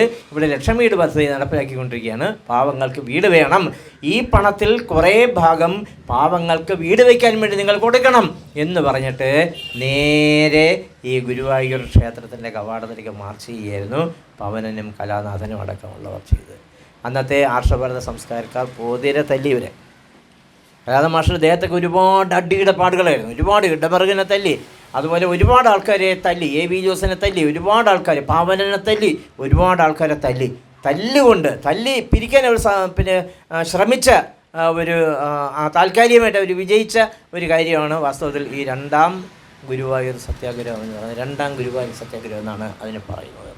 ഒന്നാമത്തെ ഗുരുവായൂർ സത്യാഗ്രഹം എന്ന് പറയുന്നത് AKG നടത്തിയ, കേളപ്പൻ നടത്തിയ സമരമാണെങ്കിൽ രണ്ടാമത്തെ സമരം ഇതാണ്. ഗുരുവായൂർ അമ്പലം സ്വർണം പൂശുന്നതിന് പകരം ആ പണം സാധാരണ നാട്ടിലെ പാവപ്പെട്ട ആളുകൾക്ക് വീട് വയ്ക്കാൻ വേണ്ടി കൊടുക്കണം എന്ന് പറഞ്ഞുകൊണ്ട്, എല്ലാം കൊടുക്കണമെന്ന് അവർ പറഞ്ഞില്ല, അതിൻ്റെ ഒരു ഭാഗമെങ്കിലും കൊടുക്കണം എന്ന് പറഞ്ഞുകൊണ്ട് അവർ നടത്തിയ സമരമാണ്. ഇതാണ് സമരോത്സുക യുക്തിവാദം. സമരോത്സുക യുക്തിവാദത്തിൻ്റെ വഴിയിലൂടെ യു കലാനാഥൻ സഞ്ചരിച്ചത്. പിന്നീട് അദ്ദേഹം കേരളത്തിൽ 2-3 ജാഥകൾ നടത്തി. അതെല്ലാം അന്ധവിശ്വാസങ്ങളെ പൊളിച്ചു കാണിക്കാൻ, തുറന്നു കാണിക്കാൻ വേണ്ടിയുള്ള ജാഥകളായിരുന്നു. കാസർഗോഡ് തൊട്ട് തിരുവനന്തപുരം വരെയുള്ള ജാഥ അദ്ദേഹം നടത്തി. ഞങ്ങൾ ഒരു 10 സാംസ്കാരിക പ്രവർത്തകർ ചേർന്ന് ഇതുപോലൊരു ജാഥ നടത്തി. മതാതീത സാംസ്കാരിക യാത്ര എന്ന് പറഞ്ഞിട്ട് ബാല്യനിലയ്ക്ക് പങ്കെടുത്ത, ബാല്യനിലയ്ക്ക് അംഗമായിട്ടുള്ള ഒരു യാത്രയായിരുന്നത്. അത് അവിടെ വന്നപ്പോൾ, ഈ വള്ളിക്കുന്നിൽ വന്നപ്പോൾ, അരിയല്ലൂർ എന്ന സ്ഥലത്ത് വന്നപ്പോൾ കലാനാഥൻ മാസ്റ്റർ നേതൃത്വത്തിലാണ് ഞങ്ങൾക്ക് ഒരു മനുഷ്യ സംഘം സംഘടിപ്പിക്കുകയും ആഹാരം തരികയും അവിടെയുള്ള ആൾക്കാരോട് വർത്തമാനങ്ങൾ പറയുകയും അവിടുത്തെ മനുഷ്യ സംഘം ഉദ്ഘാടനം ചെയ്തതും കലാനാഥൻ മാഷാണ്. സമരോത്സവ യുക്തിവാദത്തിൻ്റെ ഭാഗമായിട്ട് അദ്ദേഹം നടത്തിയിട്ടുള്ള യാത്രകൾ, പ്രധാനപ്പെട്ട യാത്രകൾ കേരളത്തിലുടനീളമുള്ള ആൾക്കാരോട് പറഞ്ഞു. അതിനേക്കാൾ പ്രധാനപ്പെട്ട അദ്ദേഹത്തിൻ്റെ ജീവിതത്തിലെ പ്രധാനപ്പെട്ട കാര്യം എന്ന് പറയുന്നത് നരേന്ദ്ര ദബോൽക്കറിൻ്റെ വീട്ടിൽ അദ്ദേഹം പോകുന്നതാണ്.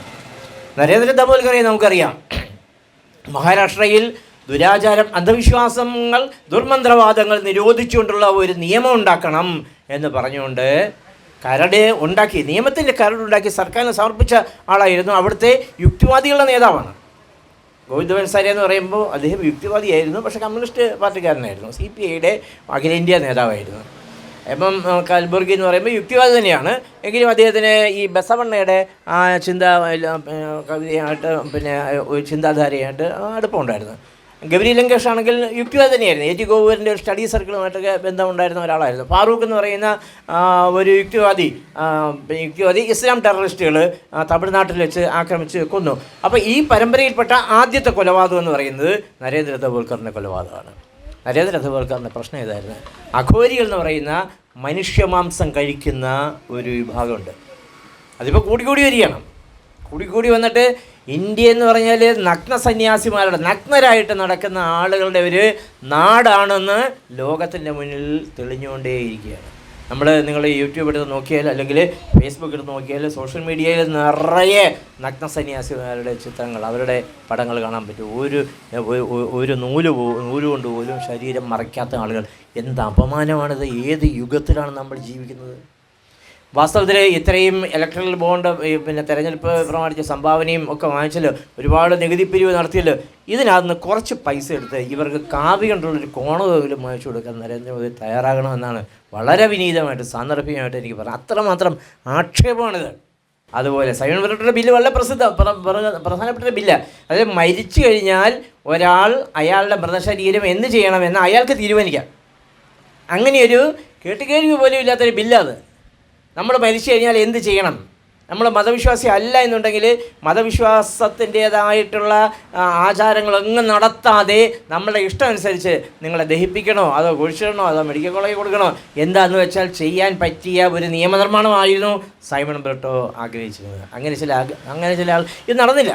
നടക്കാമെന്ന് വെച്ചാൽ സൈമൺ ബ്രിട്ടോ വീട്ടുകാരോട് പറഞ്ഞു, ഞാൻ മരിക്കുമ്പോൾ എൻ്റെ മൃതശരീരം മെഡിക്കൽ കോളേജിൽ കൊടുക്കണമെന്ന് പറഞ്ഞു. അങ്ങനെ സൈമൺ ബ്രിട്ടോ മരിച്ച സമയത്ത് കൊച്ചി മെഡിക്കൽ കോളേജിലേക്ക് അദ്ദേഹത്തിൻ്റെ മൃതശരീരം കൊടുക്കുകയായിരുന്നു ചെയ്തത്. അതായിരുന്നു അദ്ദേഹത്തിന് ചെയ്യാൻ പറ്റുന്ന ഏക കാര്യം. ബില്ല് പോയി. കേരള നിയമസഭയിൽ ബെർമുഡ ട്രയാങ്കിൾ ഉണ്ട്, അവിടെ കാണാതെ പോയി. അങ്ങനെ കാണാതെ പോയതാണ് ഈ ബില്ലും. അങ്ങനെയാണ് ചില ആളുകളുടെ ആഗ്രഹങ്ങൾ തടസ്സമായി നിൽക്കുന്ന വീട്ടുകാരാണ്. ഇപ്പം ഈ കോന്നിയിലൊരു സംഘടനയുണ്ട്, EMS സമിതി എന്ന്, EMS സാംസ്കാരിക സമിതി എന്നതിൻ്റെ പേര്. അവർ 100ലധികം ആളുകളുടെ കരാർ പത്രം, എൻ്റെ മരണശേഷം എൻ്റെ ഡെഡ് ബോഡി കോട്ടയം മെഡിക്കൽ കോളേജിന് കൊടുക്കുന്നതാണ് എന്ന് പറഞ്ഞ്, ഇപ്പോൾ കോന്നി മെഡിക്കൽ കോളേജുണ്ട് എന്നൊരു കരാർ പത്രം ഉണ്ടാക്കി കോട്ടയം മെഡിക്കൽ കോളേജിന് കൊടുത്തിട്ടുണ്ട്.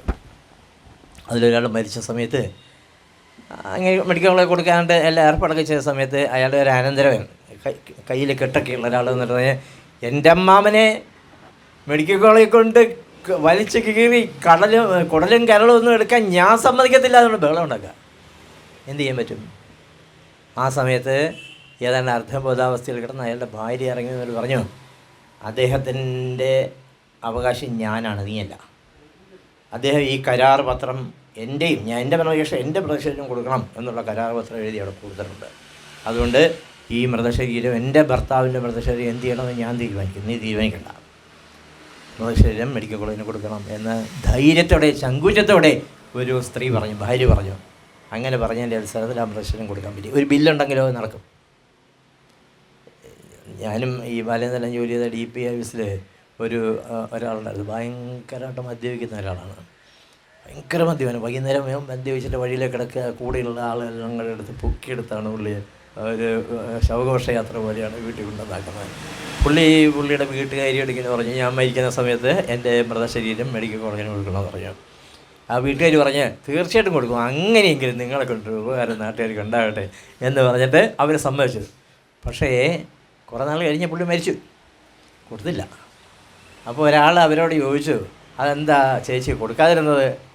അത് പിന്നാണ് എനിക്ക് മനസ്സിലായത്, നമ്മൾ ഈ മെഡിക്കൽ കോളേജിൽ മൃതശരീരം കൊടുത്തു കഴിഞ്ഞാൽ അവിടെ ചാരായത്തിനകത്ത് ഇത് ഇടുന്നത്, അപ്പം മരണാനന്തരവും ചാരായം കഴിക്കാമെന്നുള്ളൊരു ആഗ്രഹം കൊണ്ടാണ് പുള്ളി പറഞ്ഞത് എന്ന് പറഞ്ഞിട്ട് കൊടുത്തില്ല എന്ന് പറഞ്ഞ കഥയുണ്ട്.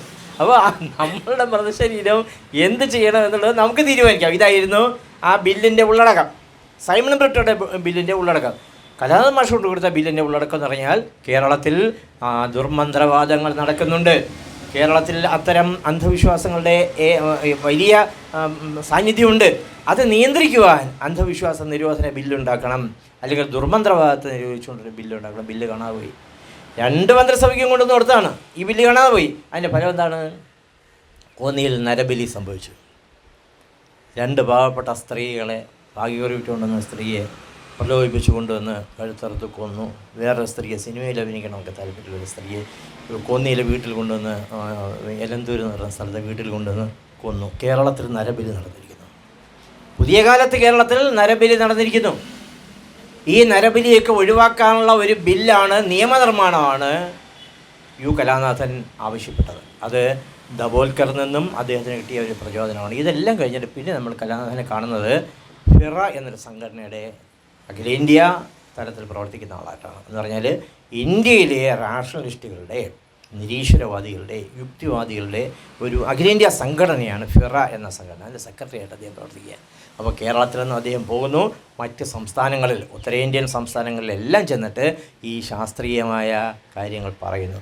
അതിന് അദ്ദേഹത്തിനെ സംരക്ഷിച്ചത് ആരാണ്? ഇത്തരം കാര്യങ്ങൾ ജനങ്ങളോട് പറയുവാൻ അദ്ദേഹത്തിന് ധൈര്യം നൽകിയത് ആരാണ്? ധൈര്യം നൽകിയത് ഡോക്ടർ അംബേദ്കർ ഉണ്ടാക്കിയ ഇന്ത്യൻ ഭരണഘടനയാണ്. ഇന്ത്യൻ ഭരണഘടനയിൽ ഒരു പൗരൻ്റെ ധർമ്മം എന്താണ് എന്ന് പറയുന്നുണ്ട്. അതിനകത്ത് പ്രധാനപ്പെട്ടൊരു കാര്യം, ഈ ശാസ്ത്രചിന്ത വളർത്തുവാനും യുക്തിബോധം വളർത്തുവാനുമുള്ള, ശാസ്ത്ര അവബോധം ഉണ്ടാക്കാനുള്ള പ്രവർത്തനങ്ങൾ ചെയ്യേണ്ടത് ഓരോ പൗരൻ്റെയും ധർമ്മമാണെന്ന് ഭരണഘടനയിൽ ഒരുപാട് പീഡാനുഭവങ്ങളുള്ള ഡോക്ടർ അംബേദ്കർ എഴുതി വെച്ചിട്ടുണ്ട്. ഇതായിരുന്നു അദ്ദേഹത്തിൻ്റെ ധൈര്യം. അതുകൊണ്ട് ഈ സാധാരണ നിരീശ്വരവാദികൾ എന്ന് പറഞ്ഞാൽ എല്ലാം ദൈവങ്ങളെല്ലാം തള്ളിക്കളയുന്നവരാണ്, അമ്പലം തകർക്കുന്നവരാണ്. അങ്ങനെയുള്ള ചിന്ത തെറ്റാണ്. അങ്ങനെയുള്ള ചിന്തയൊന്നും ആർക്കുമില്ല. കലാനാഥൻ മാഷ് മറ്റുള്ളവരുടെ ആരാധനാ സ്വാതന്ത്ര്യത്തെ അംഗീകരിച്ച ഒരാളാണ്. മറ്റ് മതക്കാരുടെ ആരാധനാ സ്വാതന്ത്ര്യത്തെ അംഗീകരിച്ച ഒരാളാണ്. ഞാൻ ഈശ്വര പ്രാർത്ഥനയ്ക്ക് എഴുന്നേൽക്കത്തില്ല എന്നുള്ളതിന് സത്യം. പക്ഷേ ഞാൻ നിങ്ങളോട് ആരോടും പ്രാർത്ഥിക്കരുതെന്ന് പറഞ്ഞിട്ടില്ല. പ്രാർത്ഥിക്കാനായിട്ട് എഴുന്നേറ്റിരിക്കുന്ന ആളുകളോട് പ്രാർത്ഥിക്കരുതെന്നൊന്നും ഞാൻ പറഞ്ഞിട്ടില്ല. ഞാൻ പ്രാർത്ഥിച്ചിട്ടില്ല എന്ന് മാത്രമേ ഉള്ളൂ. ഞാൻ അവിടെ തന്നെ ഇരിക്കും. എല്ലാവരും എഴുന്നേറ്റിരിക്കുന്ന പല ആളുകൾ പ്രാർത്ഥിക്കുന്നില്ലെന്ന് എനിക്കറിയാം. EMS എഴുന്നേറ്റ് നിന്നിട്ടുണ്ട് ഞാനിരുന്നപ്പോൾ, അച്യുതാനന്ദൻ VS എഴുന്നേറ്റ് നിന്നിട്ടുണ്ട് ഞാനിരുന്നപ്പോൾ, MA ബേബി എഴുന്നേറ്റ് നിന്നിട്ടുണ്ട് ഞാനിരുന്നപ്പോൾ. ഇവർ 3 പേരും പ്രാർത്ഥിക്കത്തില്ലെന്ന് എനിക്ക് നന്നായിട്ടറിയാം. പക്ഷേ ഒരു ജനകീയത അതുകൊണ്ടൊക്കെ അവർ എഴുന്നേറ്റ് നിന്നാണ്. എനിക്ക് ആ ജനകീയതയുടെ ആവശ്യമൊന്നുമില്ലാത്തതുകൊണ്ട് ഞാൻ അവിടെ തന്നെ ഇരിക്കാറുണ്ട് എന്നുള്ളതാണ് അവസ്ഥ. അപ്പോൾ ഇത്തരം കാര്യങ്ങൾക്ക് നമുക്ക് ധൈര്യം തരുന്നത് ഈ യുക്തിബോധത്തെക്കുറിച്ചുള്ള വലിയ ക്ലാസ്സുകൾ, അദ്ദേഹത്തിൻ്റെ പുസ്തകങ്ങൾ, ഈ കാവ്യസമാഹാരം അല്ലാതെ തന്നെ, കാവ്യസമാഹാരമല്ല ഇപ്പോൾ ഉണ്ടായതാണ്, അദ്ദേഹത്തിൻ്റെ മരണത്തോടടുത്ത സന്ദർഭത്തിൽ അവിടെയുള്ള വള്ളികുന്നിലുള്ള കുറേ ആൾക്കാരെല്ലാം കൂടി ചേർന്നിട്ട് അദ്ദേഹത്തിന് കാവ്യസമാഹാരം ഉണ്ടാക്കിയതാണ്. ഇത് അദ്ദേഹം ക്ലാസ് വാറിനെ കുറിച്ച് നേരത്തെ തന്നെ നമ്മൾ മനസ്സിലാക്കിയിരുന്നു. ഭാവത്രയം എന്നുള്ള ചങ്ങമ്പുഴയുടെ കവിതയിരുന്ന ക്ലാസ് എന്താണെന്ന് അദ്ദേഹം മനസ്സിലാക്കി. ഹാവ്സ് ആൻഡ് ഹാവ് നോട്ട്സ്, ഉള്ളവരും ഇല്ലാത്തവരും ആരാണ് എന്ന് അദ്ദേഹം മനസ്സിലാക്കി. മാർസിയൻ രാഷ്ട്രീയം അദ്ദേഹത്തിൻ്റെ ജീവിതത്തിലേക്ക് കടന്നു വരികയാണ്. മാർസിയൻ രാഷ്ട്രീയം കടന്നു വന്ന യു കലാനാഥൻ പിന്നീട് നമ്മൾ കാണുന്നത് വള്ളികുന്ന് പഞ്ചായത്തിലെ ഒരു വാർഡിൽ നിന്നും പഞ്ചായത്തിലേക്ക് മത്സരിക്കുന്നതാണ്. ബഹുഭൂരിപക്ഷം വിശ്വാസികളാണ്, ബഹുഭൂരിപക്ഷം കുറേയേറെ ദൃഢതയുള്ള ഇസ്ലാം സമുദായത്തിൽപ്പെടുന്ന ആൾക്കാരാണ് ആ വാർഡിലുള്ളത്. പക്ഷേ യു കലാനാഥൻ ജയിക്കുകയാണ്. എല്ലാവരോടും സ്നേഹത്തോടുകൂടി പെരുമാറുന്ന ഈ പഞ്ചായത്ത് നേരത്തെ പറഞ്ഞില്ലേ, രാജേഷ് പറഞ്ഞില്ലേ, ചിരിച്ചുകൊണ്ട് മറുപടി പറയാൻ സാധിക്കുക. സാധാരണ യുക്തിവാദികൾക്ക് അത് സാധിക്കില്ല. വളരെ ഗൗരവത്തോടുകൂടിയായിരിക്കും പലപ്പോഴും അവർ വർത്തമാനം പറയുക. ഇതങ്ങനെയല്ല, ചിരിച്ചുകൊണ്ട് മറുപടി പറഞ്ഞ ഒരാളാണ്. എന്ത് കാര്യത്തിലാണ് MM അക്ബറുമായിട്ട് അദ്ദേഹം ഖുറാന് മുമ്പിൽ വെച്ചുകൊണ്ട് നടത്തിയ വലിയ സംവാദങ്ങളുണ്ട്. ഈ സംവാദങ്ങളിലെല്ലാം അദ്ദേഹം ചിരിച്ചുകൊണ്ടാണ് ഇത്തരം കാര്യങ്ങൾ അവതരിപ്പിച്ചിട്ടുള്ളത്. അങ്ങനെ ചിരിച്ചുകൊണ്ട് ഇത്തരം കാര്യങ്ങളെ സമീപിക്കുന്ന വ്യക്തി ജീവിതത്തിൽ തീരെയില്ലാത്ത എന്ന് പറഞ്ഞാൽ അദ്ദേഹത്തിൻ്റെ വിവാഹം ഒരു ഇൻ്റർ കാസ്റ്റ് വിവാഹമായിരുന്നു. അതാണ് നമ്മൾ പറയാത്ത ചില കാര്യങ്ങൾ. നമ്മളിത് ഉണ്ടെങ്കിൽ പറയണം. ബിനോയ് വിശ്വം ഇൻ്റർ കാസ്റ്റുമായി നടത്തിയ ആളാണ്. സീതാറാം യെച്ചൂരി ഇൻ്റർ കാസ്റ്റ് നടത്തിയ ഒരു കുടുംബത്തിലുള്ള ഒരാളാണ്. അങ്ങനെ നമ്മൾ പറയണം. ജവഹർലാൽ നെഹ്റു അദ്ദേഹത്തിൻ്റെ മക്കളെയൊക്കെ ഇന്ത്യൻ റിലീജിയസ് മാരേജിന്, പിന്നെ അദ്ദേഹത്തിന് ഒരു മകളുണ്ടായിരുന്നത് പാഴ്സി സമുദായത്തിൽപ്പെട്ട വേറൊരു മതത്തിൽപ്പെട്ട ഒരാളിന് കല്യാണം കഴിച്ചു കൊടുത്തു. അതിലുണ്ടായ 2 മക്കളും, ഒന്ന് ക്രിസ്ത്യൻ കമ്മ്യൂണിറ്റിയിൽ നിന്നും ഒന്ന് സിഖ് കമ്മ്യൂണിറ്റിയിൽ നിന്നാണ് കല്യാണം കഴിച്ചത്. ഇതൊക്കെ നമ്മൾ പറയേണ്ടതായിട്ടുണ്ട്. രാഷ്ട്രീയക്കാരൻ്റെ ഇത്തരം കാര്യങ്ങളൊന്നും നമ്മൾ പറയില്ല. രാഷ്ട്രീയക്കാർ ഒരുപാട് പേര് ഇതിനൊക്കെ അനുകൂലിക്കുന്ന ആൾക്കാരാണ്. പക്ഷേ ഇതൊന്നും നമ്മൾ പറയില്ല. ഇത് പറഞ്ഞതുകൊണ്ട് അവർക്ക് പ്രത്യേകിച്ച് യാതൊരു ദോഷവും ഉണ്ടാകാൻ പോകുന്നില്ല. പറയാതിരുന്നുകൊണ്ട് പ്രത്യേകിച്ച് ഒരു ഗുണവും ഉണ്ടാകാൻ പോകുന്നില്ല. അങ്ങനെ ഉണ്ടാകുമായിരുന്നെങ്കിൽ inter caste marriage, special marriage act അനുസരിച്ച് ഇൻ്റർ കാസ്റ്റ് മാരേജ് നടത്തിയ യു കലാനാഥൻ എങ്ങനെയാണ് ജയിക്കുക? അതൊരു വിഷയമൊന്നുമില്ല കേട്ടോ. അപ്പോൾ എൻ്റെ വീട്ടിലെ അനുഭവം ഞാൻ പറയാം.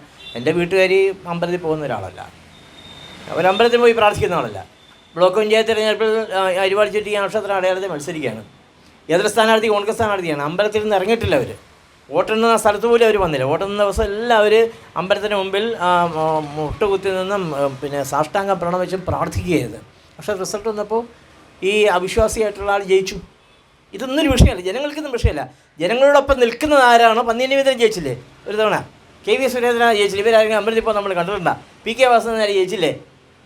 ഇവരാരെങ്കിലും അമ്പലത്തിൽ പോകുന്നവരെ നമ്മൾ കണ്ടിട്ടുണ്ടോ? അമ്പലത്തിൽ നിന്ന് ഇറങ്ങാത്ത കരുണാരം പോലും പലപ്പോഴും തോറ്റുപോയത് നമുക്കറിയാം. ഇതൊന്നൊരു വിഷയമല്ല. അതുകൊണ്ട് കലാനാഥൻ മാഷ് ജയിക്കുകയാണ്. കലാനാഥൻ മാഷ് ജയിക്കുന്നു, പഞ്ചായത്ത് പ്രസിഡൻ്റാവുന്നു. പഞ്ചായത്ത് പ്രസിഡൻ്റായതിനു ശേഷം കേരളത്തിലെ ഏറ്റവും പുതിയ, ഏറ്റവും നവീനമായ ചില പദ്ധതികൾ ജനങ്ങളുടെ കൂടി സഹകരണത്തോടു കൂടി അദ്ദേഹം ഉണ്ടാക്കിയാണ്. അതായത് മനുഷ്യൻ്റെ അധ്വാനത്തെ എങ്ങനെ പ്രയോജനപ്രദമായിട്ട് ഉപയോഗിക്കാം. ഒരു തോട് വേണം, എല്ലാവരും കൂടെ ചേർന്നിട്ട് തോടുണ്ടാക്കുകയാണ്. റോഡ് വേണം, എല്ലാവരും കൂടെ ചേർന്നിട്ട് റോഡ് ഉണ്ടാക്കുകയാണ്. കടലാക്രമണം തടയണം. മണ്ണ് നിറച്ച ചാക്കുകൾ, മനുഷ്യൻ ചെറിയ ചാക്കുകളിൽ മണ്ണ് നിറച്ച് കടലോരത്ത് കൊണ്ടുവച്ചിട്ട് കടലാക്രമണത്തിൻ്റെ ശക്തി കുറച്ചു. എല്ലാവരും ചേർന്നിട്ട് ഒരുപാട് പദ്ധതികൾ അദ്ദേഹം വള്ളിക്കുന്ന് പഞ്ചായത്ത് നടപ്പിലാക്കിയാണ്. ജനകീയ ആസൂത്രണം കേരളത്തിൽ വരുന്നതിന് മുൻപ് തന്നെ ജനകീയ ആസൂത്രണത്തിന് മാതൃകയായ പഞ്ചായത്ത് പ്രസിഡൻ്റായിരുന്നു യു കലാനാഥൻ. പിന്നീടും അദ്ദേഹം മത്സരിച്ചു, പിന്നീടും അദ്ദേഹം ജയിച്ചു, പിന്നീടും അദ്ദേഹം പഞ്ചായത്ത് പ്രസിഡൻ്റായി. ഒരുപാട് വികസന പ്രവർത്തനങ്ങൾ അദ്ദേഹം ആ നാട്ടിൽ നടത്തുകയും ചെയ്തതുകൊണ്ട് നാട്ടിലുള്ള എല്ലാവർക്കും ആദരണീയനായ രാഷ്ട്രീയ പ്രവർത്തകനായിരുന്നു അദ്ദേഹം. മുഹമ്മദ് ഖാൻ എന്ന് പറയുന്ന യുക്തിവാദിയുമായിട്ട് നടത്തുന്ന ഒരു അഭിമുഖ സംഭാഷണം യൂട്യൂബിൽ കിട്ടും. അതിനകത്ത് അദ്ദേഹം പറയുന്നൊരു പ്രധാനപ്പെട്ട കാര്യമുണ്ട്. യുക്തിവാദിയാണ് എന്ന് തുറന്നു പറയാത്ത ഒരാൾ കമ്മ്യൂണിസ്റ്റ് അല്ല എന്നാണ് അദ്ദേഹം പറയുന്നത്, മാർക്സിസ്റ്റ് അല്ല എന്നാണ്. കാര്യം മാർക്സിസത്തിൻ്റെ അടിത്തറ എന്ന് പറയുന്നത് ഭൗതികവാദമാണ്. ഈ പ്രശ്നങ്ങളൊക്കെ ദൈവം പരിഹരിക്കുമെങ്കിൽ പിന്നെ എന്തിനാണ് മാർക്സിസം? ആവശ്യമില്ലല്ലോ, ദൈവം പരിഹരിക്കുമല്ലോ ഇതെല്ലാം. പിന്നെ എന്തിനാണ് നമ്മളിങ്ങനെ വെയിൽ കൊണ്ട് നടക്കുന്നത്? അതിൻ്റെ കാര്യമില്ല. അപ്പോൾ ഞാനൊരു നിരീശ്വരവാദിയാണ്. എൻ്റെ ചിന്ത ഭൗതികതയിൽ അടിസ്ഥാനപ്പെടുത്തിയിട്ടുള്ളതാണ്. നിങ്ങളുടെ രോഗം മാറ്റുവാൻ ഭൗതികമായ കാര്യങ്ങളാണ് ഉള്ളത്, ഈശ്വരവിശ്വാസം അല്ല എന്ന് തുറന്നു പറയണം. ഞാൻ എൻ്റെ നിരീശ്വരവാദിയാണ്, യുക്തിവാദിയാണ് എന്ന് പറയാത്ത ഒരാൾ മാർക്സിസ്റ്റ് അല്ല എന്നാണ് സാക്ഷാൽ മാർക്സിനെ ഉദ്ധരിച്ചുകൊണ്ട് അദ്ദേഹം പറയാറുള്ളത്. സ്പെഷ്യൽ മാരേജ് ആക്ട് അനുസരിച്ച് വിവാഹിതനായ യു കലാനാഥൻ പിന്നീട് കേരളത്തിൽ ധാരാളം സ്പെഷ്യൽ മാരേജ് ആക്ട് അനുസരിച്ചുള്ള വിവാഹം നടത്തി കൊടുക്കാൻ 100 കണക്കിന് കല്യാണങ്ങൾ അദ്ദേഹം കേരളത്തിൽ നടത്തി കൊടുത്തു. വളരെ മുന്നേറ്റമുള്ള ഒരു സമൂഹമായിട്ട് കേരളം ആ രീതിയിൽ മാറുന്നുണ്ട്. നിങ്ങൾ ചിലർക്കെങ്കിലും അറിയാൻ ഏതൊരു കാര്യം എന്ന് പറയുന്നത്, കേരളത്തിൽ വളരെ വിചിത്രമായൊരു അവാർഡുണ്ട്. അവാർഡുകളുടെ കാര്യം പറഞ്ഞിട്ട് കാര്യം, ഇഷ്ടംപോലെ അവാർഡാണ്. എഴുത്തച്ഛൻ്റെ പേര് 40 അവാർഡുകളുണ്ടെന്ന് എനിക്ക് തോന്നുന്നത്. വയലാറിൻ്റെ പേരിൽ 10-30 അവാർഡുണ്ട്. ഓരോ ഈ വാട്സപ്പ് ഗ്രൂപ്പുകാരും ഇഷ്ടംപോലെ അവാർഡുകൾ ഇങ്ങനെ വാരി എറിയാണ്. ആളുകളുടെ പൈസ വാങ്ങിച്ചിട്ട് കൊടുക്കുന്ന ഒരു ഏർപ്പാടാണ്. അങ്ങനെ അല്ലാത്ത ഒരു അവാർഡ് കേരളത്തിലുണ്ട്. ആ അവാർഡിൻ്റെ പേര് മതമില്ലാത്ത ജീവൻ അവാർഡ് എന്നാണ്. എന്ന് പറഞ്ഞാൽ SSLC ബുക്കിൽ അല്ലെങ്കിൽ സർക്കാർ രേഖകളിൽ ജാതിയോ മതമോ വച്ചിട്ടില്ലാത്ത കുട്ടികൾക്ക് കൊടുക്കുന്ന സമ്മാനമാണ്. കഴിഞ്ഞ തവണ ഈ സമ്മാനം വാങ്ങിച്ചവരിൽ കവിയുടെ മകൾ പത്മനാഭൻ കാവുമ്പായി എന്ന് പറയുന്ന കവിയുടെ മകൾ നിള സമ്മാനം വാങ്ങിച്ച ആളാണ്. KK കൃഷ്ണൻ എന്ന ഒരു നാടകക്കാരൻ, കാസർഗോഡ് ജില്ലയിലുള്ള, അത് കണ്ണൂർ ജില്ലയിൽ ശ്രീകണ്ഠാപുരത്തുള്ള അദ്ദേഹത്തിൻ്റെ മകൾ ഈ സമ്മാനം വാങ്ങിച്ച ആളാണ്. അങ്ങനെയുള്ള രക്ഷകർത്താക്കളുണ്ട്. വലുതുണ്ടെങ്കിൽ അങ്ങനെയുള്ള രക്ഷകർത്താക്കൾ. വലുതിൻ്റെ മോനെ സ്കൂളിൽ ചേർക്കാൻ പോയ സമയത്ത് ഞാനിവിടെ പോയത്, ജാതിക്കോളം പൂരിപ്പിച്ചിട്ടില്ല. എൻ്റെ മകൻ ഇതാ നിൽക്കുന്നത്, അവൻ്റെ രജിസ്റ്ററിലും ഈ ജാതിക്കോളം പൂരിപ്പിച്ചിട്ടില്ല. അപ്പോൾ ജാതിയും മതവും പൂരിപ്പിക്കാത്ത, ജാതിയുടെയും മതത്തിൻ്റെയും സൗജന്യങ്ങൾ ആവശ്യമില്ല. സൗജന്യമല്ല, ഒരു അവകാശമാണ് അത്. തീർച്ചയായിട്ടും യുഗങ്ങളായിട്ട്, നൂറ്റാണ്ടുകളായിട്ട് പിന്നാക്കാവസ്ഥയിൽ എത്തിച്ച ഒരു ജനതയെ മുന്നോട്ട് കൊണ്ടുവരണം. അവർക്ക് ഭരണത്തിൽ പങ്കാളിത്തം ഉണ്ടാകണം, അവരുടെ ജീവിത സൗകര്യങ്ങൾ മാറണം. ഇതെല്ലാം ശരിയാണ്. എന്നാൽ ചില ആളുകൾ യാതൊരു തരത്തിലുള്ള സംവരണ ആനുകൂല്യങ്ങളും ആവശ്യമില്ല, ഞങ്ങൾ പോരാടി വളർത്തും ഈ കുഞ്ഞുങ്ങളെ എന്ന് വിചാരിക്കുന്ന ചില രക്ഷകർത്താക്കളുണ്ട്. അങ്ങനെയുള്ള രക്ഷകർത്താക്കളുടെ മക്കൾക്ക് വേണ്ടി കേരളത്തിൽ കൊടുക്കുന്ന ഒരു അവാർഡാണ് മതമില്ലാത്ത ജീവൻ അവാർഡ് എന്നുള്ളത്. പലതവണ കലാധരൻ മാഷാണ് ആ അവാർഡ് സമ്മാനിക്കാനായിട്ട് കേരളത്തിൻ്റെ പല ഭാഗങ്ങളിലും എത്തിയിട്ടുള്ളത്. മതമില്ലാത്ത ജീവൻ എന്നുള്ള അവാർഡിന് ആ പേര് വരാനുള്ള കാരണം എന്താണെന്ന് ഞാൻ വിശദീകരിക്കുന്നില്ല, നിങ്ങൾക്ക് എല്ലാവർക്കും അറിയാം എന്നുള്ളതുകൊണ്ട് ഞാൻ ദീർഘിപ്പിക്കുന്നില്ല. ഇത് വാസ്തവത്തിൽ ഈ കലാധരൻ മാഷെ അനുസ്മരിച്ചുകൊണ്ട് ഞാൻ നടത്തിയൊരു വർത്തമാനമാണ്. യുക്തിൻ്റെയും കേരളം എന്നുള്ള, നേരത്തെ രാജേഷ് പറഞ്ഞില്ലേ, ഇത് എപ്പോഴും പറഞ്ഞുകൊണ്ടിരിക്കുന്ന ഒരു കാര്യമാണല്ലോ. അതുകൊണ്ട് ഞാൻ ആ വിഷയത്തിലേക്ക് കടക്കുന്നില്ല. അത് നിങ്ങൾക്കൊക്കെ അറിയാവുന്ന ഒരു കാര്യമാണ് എന്ന് എനിക്ക് അറിയാം. എന്താണ് ഇനി നമുക്ക് ഈ കലാധരൻ മാഷുടെ ഓർമ്മയ്ക്ക് വേണ്ടി ചെയ്യാൻ കഴിയുന്ന കാര്യം? യുക്തിബോധത്തോട് ജീവിക്കുക എന്നുള്ളതാണ്. ഓരോ ജീവിത സന്ദർഭങ്ങളിലും യുക്തിബോധത്തോടു കൂടി മുന്നോട്ട് പോവുക എന്നുള്ളതാണ്. ഒരുപാട് മാറ്റങ്ങളുണ്ടായി. പഴയതുപോലെ പൂച്ച കുറുക്കിട്ടാൽ നമ്മൾ പോകാതിരിക്കുമോ? വഴിയേ മാറിയില്ലേ കേരളീയ സമൂഹം? അതുപോലെ ഏറ്റവും നല്ല ദിവസം, ആശുപത്രി പങ്കുള്ളാവുന്ന ദിവസം ഏതാ? തിങ്കളാഴ്ചയോ ബുധനാഴ്ചയോ അങ്ങനെ വല്ലതും ഉണ്ടോ? അസുഖം വന്നാൽ ഏത് ദിവസവും നമ്മൾ പോവുമല്ലോ. അതുപോലെ എതിരെ വരുന്ന എതിപ്പെന്ന് നമ്മളിവിടെ പറയുന്ന, പിന്നെ വേറെ കേരളത്തിലെ പല സ്ഥലങ്ങളിലും പല പേരാണ് അതിന് പറയുന്നത്. നെടുമങ്ങാട്ട് എതിപ്പെന്നാണ് പറയുന്നത്. അത് ആരാണ് നമ്മൾ നോക്കാറുണ്ടോ? 2 ബ്രാഹ്മണനാണോ ഒറ്റ ശൂദ്രനാണോ വരുന്നത്? പ്രോസ്റ്റിറ്റ്യൂട്ട് വന്നാൽ നല്ലതെന്ന് പറയാം. പ്രോസ്റ്റിറ്റ്യൂട്ടിന് രാവിലെ എതിർപ്പ് വന്നാൽ അന്നത്തെ പോകുന്ന കാര്യം നടക്കും. ഡെഡ് ബോഡി കണ്ടാൽ അന്നത്തെ പോകുന്ന കാര്യം നടക്കും. വല്ലപ്പോഴൊരു കവിത തന്നെയുണ്ട്, ശകുനം എന്ന് പറഞ്ഞിട്ട്. അതിനകത്ത് അദ്ദേഹം പറയുന്നത്, ഈ ഡെഡ് ബോഡി കണ്ട് വല്ലപ്പള്ളി കവിയാണ്. അയ്യോ പാവം, ഒരു മനുഷ്യൻ മരിച്ചു കിടക്കുന്നു, അദ്ദേഹത്തിൻ്റെ സ്വപ്നങ്ങൾ, അദ്ദേഹത്തിൻ്റെ കാര്യങ്ങൾ, ഇതെല്ലാം ഓർത്ത് വല്ലപ്പള്ളി വിഷമിക്കുക. അപ്പോൾ എതിരെ വരുന്ന ഒരാൾ പറയുക, മാഷ് എന്തോ കാര്യം സാധിക്കാനായിട്ട് പോകാണല്ലോ, ഇന്ന് നടക്കും കാര്യം വെച്ചാൽ നല്ല ശകുനമാണ് ഉണ്ടായിരിക്കുന്നത് എന്ന് പറയാണ്. അപ്പോൾ ഇത്തരം അവസ്ഥയിൽ നിന്ന് കേരളം മാറിയില്ലേ? ഒരുപാട് മാറിയില്ലേ? അതുമാത്രമല്ല, ഉടുപ്പിട്ടുണ്ടായിരുന്നല്ലോ, നമ്മുടെ സഹോദരിമാർക്കാർക്ക് ഉടുപ്പിട്ടുണ്ടായിരുന്നല്ലോ, അത് നമ്മൾ മാറ്റിയില്ലേ ഏറ്റവും കുറഞ്ഞത്? അപ്പോൾ കേരളീയ സമൂഹം പതുക്കെയാണെങ്കിലും മുമ്പോട്ട് പോയിക്കൊണ്ടേയിരിക്കുകയാണ്. അതുകൊണ്ട് കുറച്ച് കൂടുതൽ ആളുകൾ ആറ്റുകാൽ പൊങ്കാലയ്ക്ക് വന്നതെന്ന് എഴുതിയിട്ട് ഈ ചിന്താധാരയ്ക്ക് പിന്മാറ്റം ഉണ്ടായി എന്നൊന്നും ആരും വിചാരിക്കണ്ട. പമ്പര വിഡിത്തം പറഞ്ഞ ഒരു രാജകുടുംബത്തിൽപ്പെട്ട ഒരു സ്ത്രീക്ക്, അതായത് രജസ്വലയായ തീണ്ടാരിയായ ഒരു സ്ത്രീ തൊട്ടാൽ പുല്ല് ആ ചെടി ഉണങ്ങിപ്പോകും എന്ന പമ്പര വിഡിത്തം 5ാം ക്ലാസ് പള്ളിക്കൂടത്തിൻ്റെ തിണ്ണ കണ്ടിട്ടുള്ള ഒരൊറ്റ മലയാളി കുട്ടി പോലും പറയാത്തൊരു കാര്യമാണ് അവർ പറഞ്ഞത്. അവർ പറഞ്ഞത് നന്നായി കാര്യം, അവർക്ക് പത്മശ്രീ ബഹുമതി നൽകി കേന്ദ്ര സർക്കാർ അവരെ ആദരിക്കുകയും ചെയ്തിരുന്നു. കേരളത്തിന് അടുത്ത കാലത്തുണ്ടായ ഏറ്റവും വലിയ നാണക്കേടാണ് അവർക്ക് കിട്ടിയ പത്മശ്രീ പുരസ്കാരം എന്ന് പറയുന്നത്. ഇതിൽ നിന്നൊക്കെ നമ്മൾ രക്ഷപ്പെട്ടില്ലേ? രാജ്ഞിക്ക് അങ്ങനെയൊക്കെ വിചാരിക്കാം, നമ്മളാരും അങ്ങനെ വിചാരിക്കുന്നില്ലല്ലോ. ഇപ്പോൾ നമ്മൾ ഇത്തരം കാര്യങ്ങളെ വീട്ടിൽ സംസാരിക്കുക കൂടി ചെയ്യുന്നില്ലല്ലോ. നമ്മുടെ പെൺകുട്ടികളൊക്കെ വിദ്യാഭ്യാസത്തിന് പോകുന്നുണ്ടല്ലോ. നമ്മുടെ പെൺകുട്ടികളുടെ വസ്ത്രധാരണം മുഴുവൻ മാറിയല്ലോ. പഴയ ആബ്സാരി കാണാൻ കിട്ടാതായല്ലോ. എല്ലാവരും ഇഷ്ടമുള്ള രീതിയിൽ സൗകര്യപ്രദമായ ചുരിദാറിലേക്ക് നമ്മളെല്ലാവരും, നമ്മുടെ കുഞ്ഞുങ്ങളെല്ലാവരും മാറിയല്ലോ. ഇതൊക്കെ നമ്മൾ മുന്നോട്ട് പോകുന്നു എന്നുള്ളതാണ്. സമ്പൂർണ്ണ സാക്ഷരത ഉണ്ടായില്ലേ? പണ്ട് പഞ്ചമിക്ക് വിദ്യാഭ്യാസം നിശ്ചയിച്ച സമയത്ത് അയ്യങ്കാളി ഒരു സ്കൂൾ ഉണ്ടാക്കാൻ വിട്ട പാട് നിങ്ങൾക്കറിയാം. സ്കൂളങ്ങ് കത്തിച്ചു കളയുക, പിള്ളേർ പഠിപ്പിക്കാനുണ്ടെങ്കിൽ സ്കൂൾ കത്തിച്ചു കളയുക. ഒരു മാഷ കിട്ടാൻ ഒരു മാർഗ്ഗവുമില്ല. കൈതമുക്കിൽ താമസിക്കുന്ന പരമേശ്വരൻ പിള്ള എന്ന് പറയുന്നൊരു മാഷ്, പരമേശ്വരൻ പിള്ള എന്ന് പറയുന്ന മാഷ് പറഞ്ഞാൽ ഞാൻ വരാം. പക്ഷേ വഴിയിലെ ഈ പരമേശ്വരൻ പിള്ള എന്ന് പറയുന്ന മാഷ് തല്ലാനായിട്ട് ആൾ നിൽക്കുകയാണ്. അയ്യങ്കാളി പട ഉണ്ടാക്കുക. അയ്യങ്കാളി പടയുണ്ടാക്കി ഈ മാഷിനെ അപ്പുറം നിർത്തി നടത്തിയാണ് അവിടം വരെ കൊണ്ടുപോയിട്ട് അദ്ദേഹത്തിന് ബംഗാളിനെ കൊണ്ടുപോയിട്ട് ആ വിദ്യാഭ്യാസ സ്ഥാപനത്തിൽ ക്ലാസ്സുകൾ നടത്തിയത്. മാറിയില്ലേ? എല്ലാവർക്കും വിദ്യാഭ്യാസമായില്ലേ? സൗജന്യ വിദ്യാഭ്യാസമായില്ലേ? നമ്മുടെ കുഞ്ഞുങ്ങൾ സ്കൂളിൽ ചെന്നാൽ ആഹാരം ഉണ്ടല്ലോ അവിടെ, പാഠപുസ്തകം ഉണ്ടല്ലോ അവിടെ, യൂണിഫോം ഉണ്ടല്ലോ അവിടെ. എന്തെല്ലാം മാറ്റങ്ങൾ കേരളത്തിലുണ്ടായി. ഈ മാറ്റങ്ങളൊന്നും വെറുതെ ഉണ്ടായതല്ല, ആകാശത്തു നിന്ന് പൊട്ടി വീണ് കിട്ടിയ മാറ്റങ്ങളൊന്നുമല്ല. നമുക്ക് മുമ്പേ പോയ ആളുകൾ, കലാനാഥ മാഷ് ഉൾപ്പെടെയുള്ള ആൾക്കാർ സമരം ചെയ്തും ജീവിതമായ രീതിയിൽ മാറ്റിയെടുത്തും ഉണ്ടാക്കിയെടുത്തതാണ്.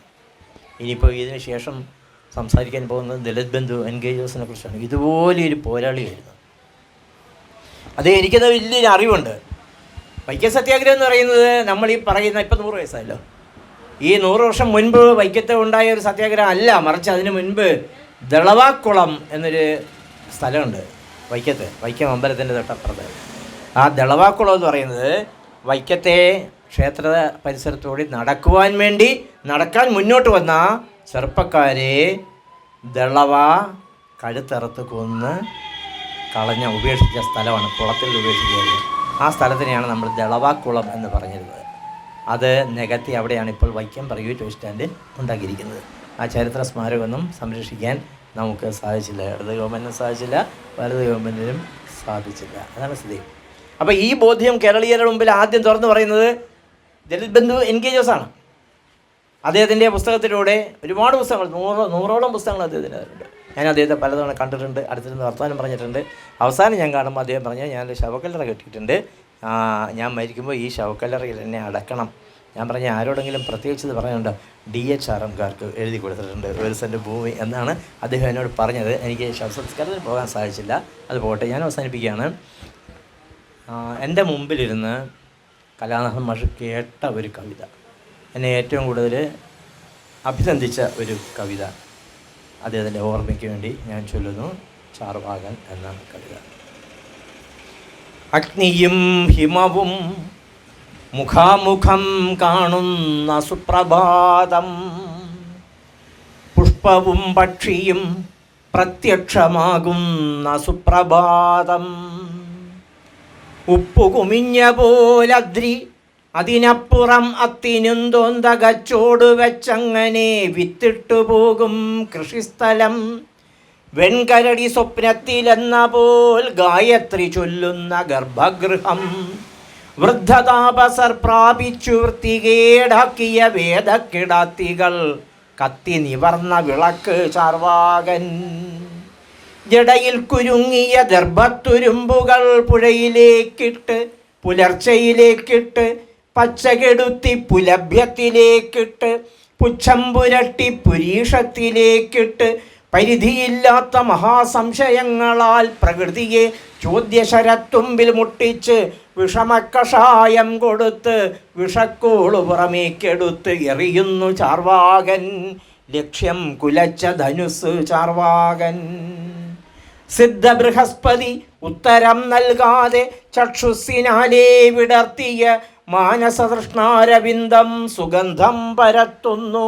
ഉൽക്കമഴയെന്ത് തീത്താരമെന്ത് ആകാശമത്ഭുത കൂടാരമായതെന്തിങ്ങനെ, എന്താണ് വായു ജലം ഭൂമി ചൈതന്യബന്ധുരമായ പദാർത്ഥ പ്രപഞ്ചകം, അന്ധതയെന്ത് തെളിച്ചമെന്ത് സ്നേഹഗന്ധികൾ ഓർക്കുന്ന സ്ത്രീത്വമെന്ത്, ബീജമെന്ത് അണ്ടമെന്ത്, ഉൾക്കാടു കത്തുന്ന ഞാനെന്ത് നീ എന്ത്, പർവ്വതം സാഗരം ഭാനുപ്രകാശം ജനിമൃതി, ഇങ്ങനെ നാനാതരം കനൽ ചോദ്യങ്ങൾ പ്രജ്ഞയിൽ ലാഭവർഷിക്കേ വളർന്നു ചാർവാകൻ.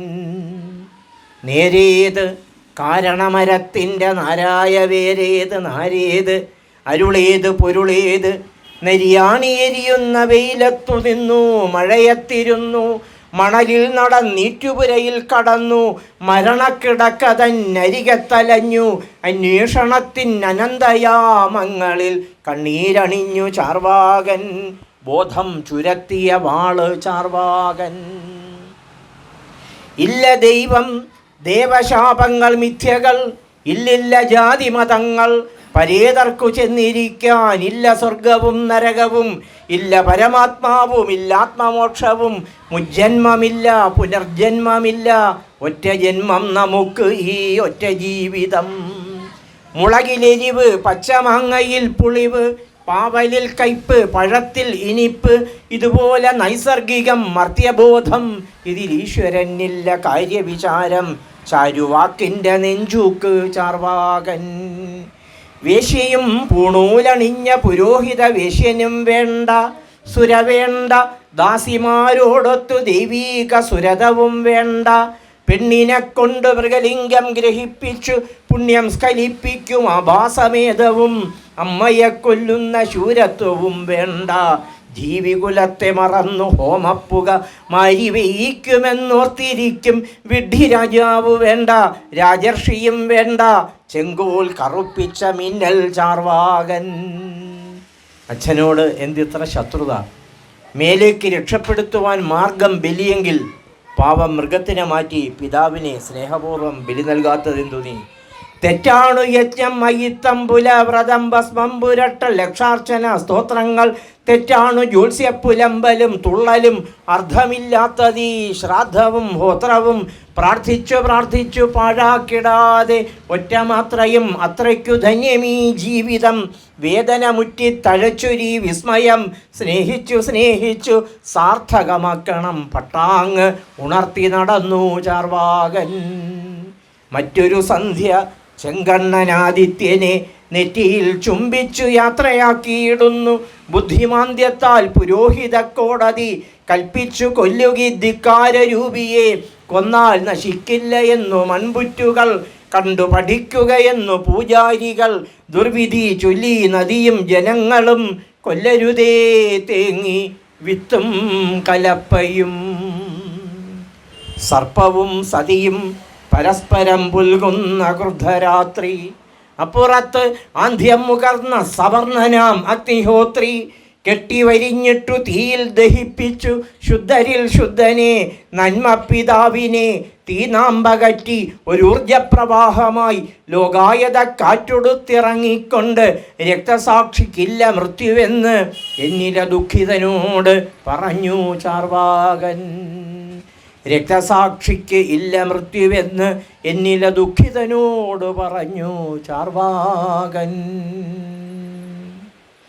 കരുനാഗപ്പള്ളിയിലെ യുക്തിവാദി സമ്മേളനത്തിന് അടക്കം ഏറ്റവും മുമ്പിൽ വന്നിരുന്ന അദ്ദേഹം ശ്രദ്ധയോടെ കേട്ട ഒരു കവിതയാണിത്. അദ്ദേഹത്തിൻ്റെ മുഖം ഞാൻ ഓർമ്മിക്കുന്നു. പല സന്ദർഭങ്ങളിലും ഒരുപാട് സന്ദർഭങ്ങളിൽ അദ്ദേഹത്തിൻ്റെ വീട് ആക്രമിച്ചിട്ടുണ്ട്. ഈ പത്മനാഭസ്വാമി ക്ഷേത്രത്തിൽ കുന്നുകൂട്ടി വച്ചിരിക്കുന്ന ധനം ജനങ്ങളുടേതാണ്. അത് ജനോപകാരപ്രദമായ ഒരു ഭാഗമെങ്കിലും ജനോപകാരപ്രദമായ കാര്യങ്ങൾക്ക് വേണ്ടി വിനിയോഗിക്കണമെന്ന് പറഞ്ഞാൽ അദ്ദേഹത്തിൻ്റെ വീട് ആക്രമിക്കുകയുണ്ടായി. അതൊരു സാധാരണ സംഭവമാണ്. ഞാനൊക്കെ 36 ദിവസം പോലീസ് പ്രൊട്ടക്ഷനിൽ കഴിഞ്ഞ ആളാണ്. 24 മണിക്കൂർ വീട്ടിൽ 36 ദിവസം പോലീസുകാരുണ്ടായിരുന്നു രക്ഷിക്കാൻ വേണ്ടിയിട്ട്.